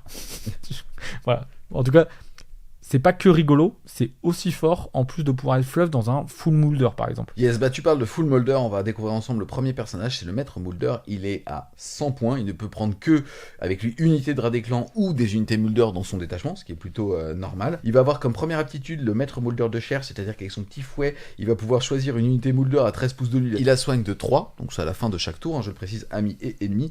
Et aussi à la phase de charge, il va pouvoir choisir une unité Molder et ajouter 2 à son jet de charge aussi avec son fouet. Il y en a un, c'est de l'amour, l'autre, c'est sur les fesses. Ouais, donc en vrai, il faut voir la combinaison, c'est que vous allez pouvoir téléporter vos rats ogres, puis avancer votre gars, leur donner un +2 à la charge à la phase de charge, donc c'est vraiment très très bon. Enfin, franchement, un bonus de charge quand on peut se téléporter, c'est pas anecdotique. Et après, le soin 3, il va trop bien avec les règles en fait, des Moulder. Vu que je peux mettre facilement 2 D3 dans mes unités, là, en fait, je peux mettre D3, du coup, il me reste un rat ogre à 1 PV, bam, il remonte full. Donc c'est vraiment très bien. Enfin, franchement, il est tip top. Et dans toutes les compositions un peu Moulder, où on va juste avoir au moins un pack de 6 ou des petites unités de 3, je pense que j'en rentre un à 100 points, c'est pas très cher. Ensuite, on va avoir l'abomination, la fameuse, la Betty. On est à 270 points pour 14 PV qui bouge de D6 plus 5 et qui a une sauvegarde à 5. Derrière, elle va avoir comme aptitude de saccage un anti-infanterie qui est tout simplement qu'on va jeter un dé sur un 3+, on va avoir un anti-masse ou sur 5+, pour chaque figurine de l'unité, elle prendra une blessure mortelle. Et elle va avoir comme passif le trop horrible pour mourir. On le rappelle, la première fois que cette unité va être retirée comme perte, on va jeter un dé sur un 1. Elle est morte. Il y a écrit, elle est morte. Je sais pas s'il faut le dire comme ça. Et alors, elle est morte. De 2 à 4, alors on va jeter D3 pour chaque unité ennemie et infliger autant de mortels que justement sa valeur de dé, en gros elle va exploser. Et sur du 5-6, on va crier elle est vivante et elle va revenir avec des 6 PV perdus. Voilà, il faut crier et être content parce que le maître Moulder, il est content que son abomination elle soit revenue. C'est votre meilleur outil anti-infanterie de tout le bouquin. Ça a 13 patates en cal +2+, perf -3 sur l'infanterie, dégâts 2, donc ça rigole pas du tout. C'est bien fait, hein, ça le moque les compagnons pour pas que ça bénéficie de aucun buff sauf attaque en règle. Exactement, c'est un beau compagnon, hein, c'est une belle bête. Derrière, ça se soigne automatiquement à la fin du tour. Elle est très désagréable à affronter quand on a de l'infanterie. Maintenant, contre le reste, elle sera juste ok, voire un peu cher pour ce qu'elle peut faire contre certaines unités. Voilà. Yes, je vais juste noter, moi j'aime quand même le fait qu'ils lui ont pas mis de protection. Donc en fait, en gros, le stat hammer fonctionne pour la sortir, t'as juste à serrer les fesses pour le 5-6. Le 5-6 du clan Moulder, bon voilà. Donc est-ce qu'on la verra dans des compos qui ne sont pas full Moulder ? Je pense, parce que c'est elle qui bénéficie le moins finalement du buff des Moulder, parce que le plus d'une attaque sur leur profil est un peu nul, elle passe de 13 à 14 attaques, c'est ridicule. Donc je pense qu'on la verra peut-être en annexe, en genre je veux un monstre anti-infanterie, voilà, et du coup j'ai pris elle. C'est bien. On va maintenant parler d'un petit assassin, c'est-à-dire le maître mort. On découvre ici un personnage du clan Eshin. On est quand même à 160 points. C'est une unité qui, par contre, certes qui est un héros, mais qui peut justement rejoindre un détachement avec un autre héros dedans. Donc ça, c'est vraiment pas mal. Je trouve que tu vois, 160 points, on est sur un assassin qui est très cher par rapport aux autres armées. Par contre, je sais pas ce que t'en penses. Ça m'embête de le dire parce que c'est encore une fois, j'arrête pas de dire qu'il y a beaucoup de PV ainsi de suite, mais là je trouve que le héros est cher, peut-être un peu trop cher. Il va avoir une valeur de mouvement de 7, certes. Il va avoir une petite étoile de ninja qui va faire que 5 tirs, mais sans perforation d'armure. Je trouve que c'est un petit peu mou pour un héros comme ça. Après, il a une règle qui est assez cool qui lui permet de n'être touché que sur du 5-6. Donc c'est assez cool parce que du coup ça lui apporte une grosse survivabilité, sachant qu'il a 5 PS à 5, donc on souffle dessus, il meurt. Maintenant, c'est un vrai assassin, il buff les échines qui sont à côté de lui en leur permettant de faire course et tir ou course et charge et tout. En fait, il est bien dans son rôle maintenant dans le livre, je pense pas qu'il rentrera, mais la figue est incroyable, je pense que c'est ma figue préférée de la gamme Skaven aujourd'hui, elle est exceptionnelle et pour le coup il remplit bien son rôle d'assassin, c'est-à-dire je pense que quand il tombe sur des persos à 5 PV et tout, il les tranche en étant, hein. Vous mettez les étoiles blesse auto, le reste en crit mortel au combat et tout. Derrière, en plus, vous pouvez largement survivre à des ripostes avec le fait qu'on vous touche qu'à 5. Voilà, il est bien, il buff des Eshin autour. Si vous voulez faire un thématique Eshin avec lui, l'assassin qui se TP Verminarch, le truc, il y a vraiment, je pense, un thème genre ultra stylé à faire. On va enchaîner avec une unité iconique pour le coup des Skaven, ça va être le Prophète Gris sur Cloche Hurlande. On est à 350 points pour 15 points de vie, sauvegarde à 4 qui bouge de 6 avec une protection à 5. On est surtout un sorcier de niveau 2 qui a un sort maison qui s'appelle l'Appel des Crevasses. C'est un sort qui va passer sur du 6. On va choisir une unité ennemie qui n'a pas le mot-clé vol à 13 pouces de lui. On va faire jeter donc le 2d6 et on va le comparer à la valeur de mouvement. On va faire la différence entre les 2d6 et la valeur de mouvement et la différence, ça sera des dégâts mortels. Voilà, bon, c'est plus ou moins fort en fonction de votre target, mais c'est un bon sort de dégâts contre notamment les nains ou les humains qui n'ont pas des valeurs de mouvement de fou. Ensuite, à sa phase de héros, on va pouvoir faire sonner les cloches, c'est-à-dire le carillon funeste. On va jeter un dé sur un 1, ça va être un contre-coup magique. L'unité va prendre des 3 dégâts mortels. De 2 à 4, ça va être le mur de son impie, puisqu'on va avoir -1 au jet de touche pour les unités ennemies qui sont à 13 pouces d'aile. C'est quand même assez fort qu'on a vu les occurrences de -1 bless tout à l'heure. Et derrière, sur 5 ou 6, on va avoir le glas apocalyptique, puisqu'on va jeter un D3 pour chaque unité ennemie à 13 pouces d'aile et infliger autant de dégâts mortels qu'il y aura avant. Et dernière aptitude bien sûr, c'est le fait que les unités Skaven d'infanterie entièrement à 6 pouces d'aile ont une protection à 6. Ouais, bah elle est très bien, la cloche. Elle est top. Sorcière niveau 2, on a vu qu'il y a plein de sorts cool. Elle a un bon sort. Son effet de -1 hit, il est excessivement fort sur son truc. C'est de 2 à 4, donc c'est le résultat qu'on aura normalement le plus souvent. Ça, plus la cloche qui met un -1 bless, -1 hit, -1 bless sur quasiment toute l'armée, parce que le rayon est énorme. Moins 13 pas, elle a un socle ovale qui est comme ça, donc entre guillemets, vous pouvez toucher toute l'armée ennemie. Bon, moi je pense que dans des gameplays tanking un peu, on l'a dit, avec de la masse, du -1 bless, du -1 hit et tout, sachant que le -1 hit là, il est pas contrable. Hein. C'est pas un sort, vous pouvez pas le bannir, vous pouvez pas l'enlever. Le mec jette un dé, terminé. Donc je pense qu'on va avoir aussi potentiellement des gameplays où il y aura 2 cloches pour essayer d'aller maximiser ce -1 hit et forcément l'avoir dans ce tour-là. Et après, on peut aller chercher aussi à mettre des dégâts mortels et tout. Et c'est difficile à tomber quand même. Hein. C'est chiant. Et même les gars des clans à côté, avec la protection à 6 et tout, vont être chiants à tuer. Clairement, en plus avec double sortie niveau 2, on commence à avoir une vraie magie un peu pénible. Moi j'aime beaucoup la cloche dans cette version-là, je la trouve pénible à affronter.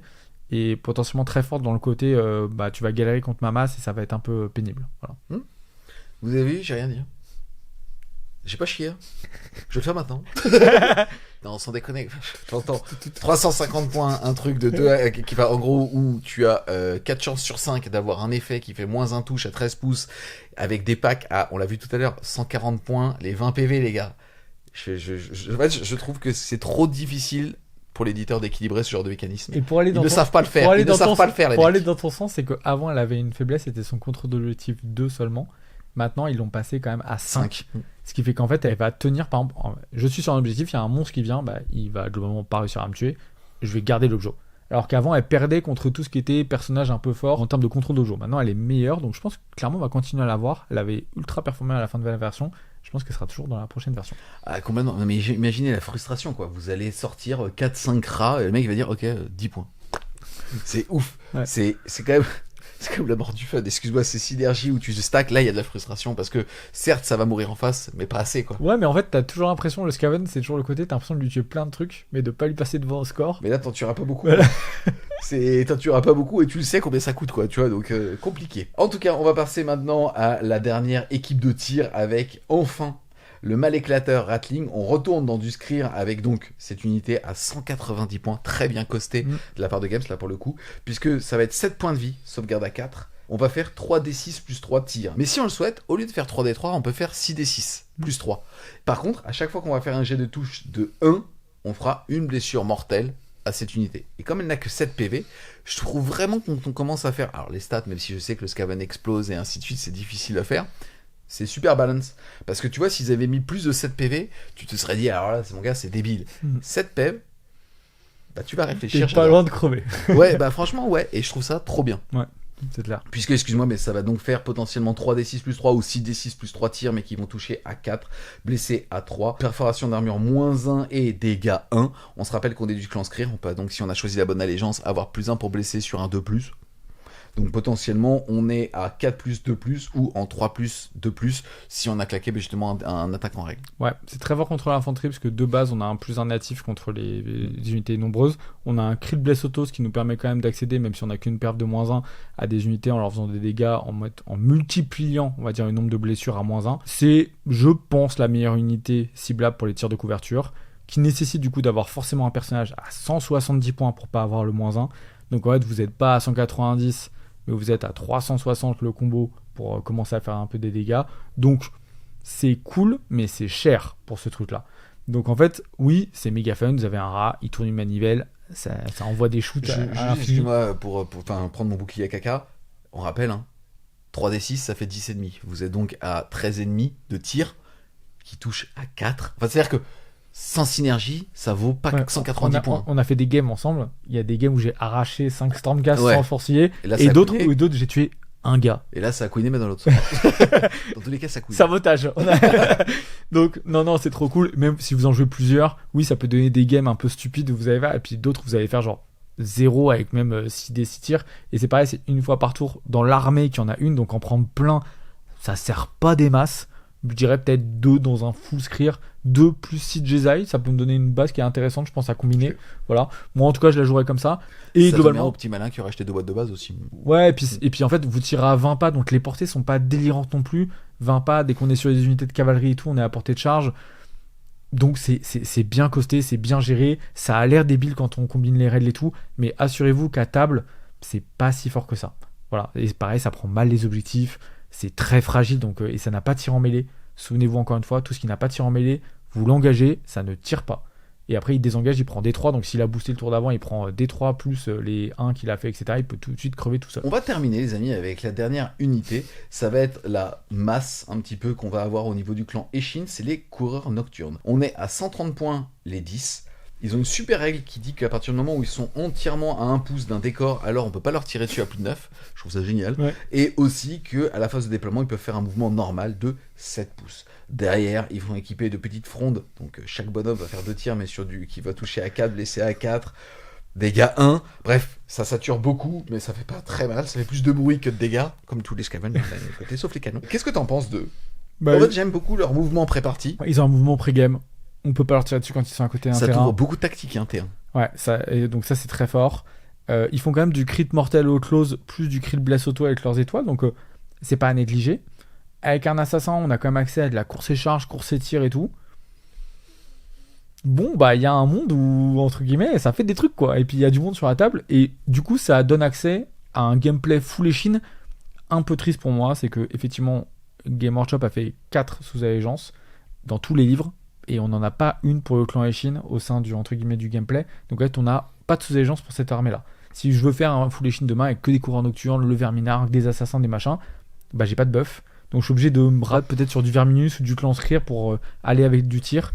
Maintenant, je pense que c'est sympa à jouer. Si tu enlèves le lore, est-ce que pour 130 points, avoir une unité qui potentiellement a bougé de 7 en pré-partie, force l'adversaire à potentiellement se dire ok, s'il prend pas le T1, il a bougé de 14. Si je prends le T1, il peut alors potentiellement bouger jusqu'à 16, parce qu'il va bouger de 7 en pré-game, 7 à mon tour, mais plus 2 avec le personnage qui va bien. Est-ce que tu les joues systématiquement à 130 points pour avoir un premier cordon qui permet de tout faire ? Je pense qu'il est bien pour assurer les tactiques. Moi j'en jouerais, je pense, une unité dans l'armée.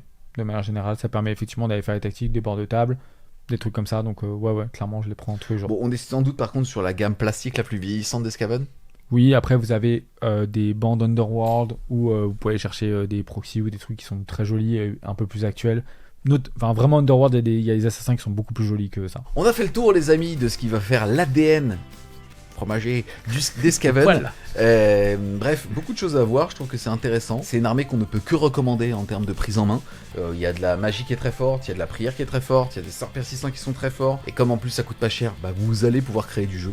Quoi qu'il arrive, vous allez pouvoir tenter des sorts, vous allez pouvoir tenter des prières. Vous allez avoir des cordons qui vont vous permettre énormément de permissivité de jeu. Et, encore une fois, les points de vie, c'est ce qu'il y a de plus stable dans le jeu actuellement. C'est pour moi la seule doléance de cette 4ème édition. Et je trouve ça vraiment globalement fort et facilement fort. Et je vais dire un truc pour les ingénieurs Skaven, je trouve ça même diaboliquement fort quand tu commences à savoir justement ses faiblesses. Ça veut dire que quand tu sais juste jouer toi, ça peut être fort. Quand tu connais les fights de l'adversaire sur qu'est-ce que je vais devoir focus parce que ça va me faire mal plus tard, ou ça va bouger très vite, alors je vais mettre mes petits cordons qui vont pouvoir bouger, taper, se barrer après. Enfin, tu vois où est-ce que je veux dire ? Je trouve que l'armée elle est ouf. Ouais, c'est une vraie réussite d'écriture. Ouais, déjà, je trouve l'identité, elle est là à 2000%.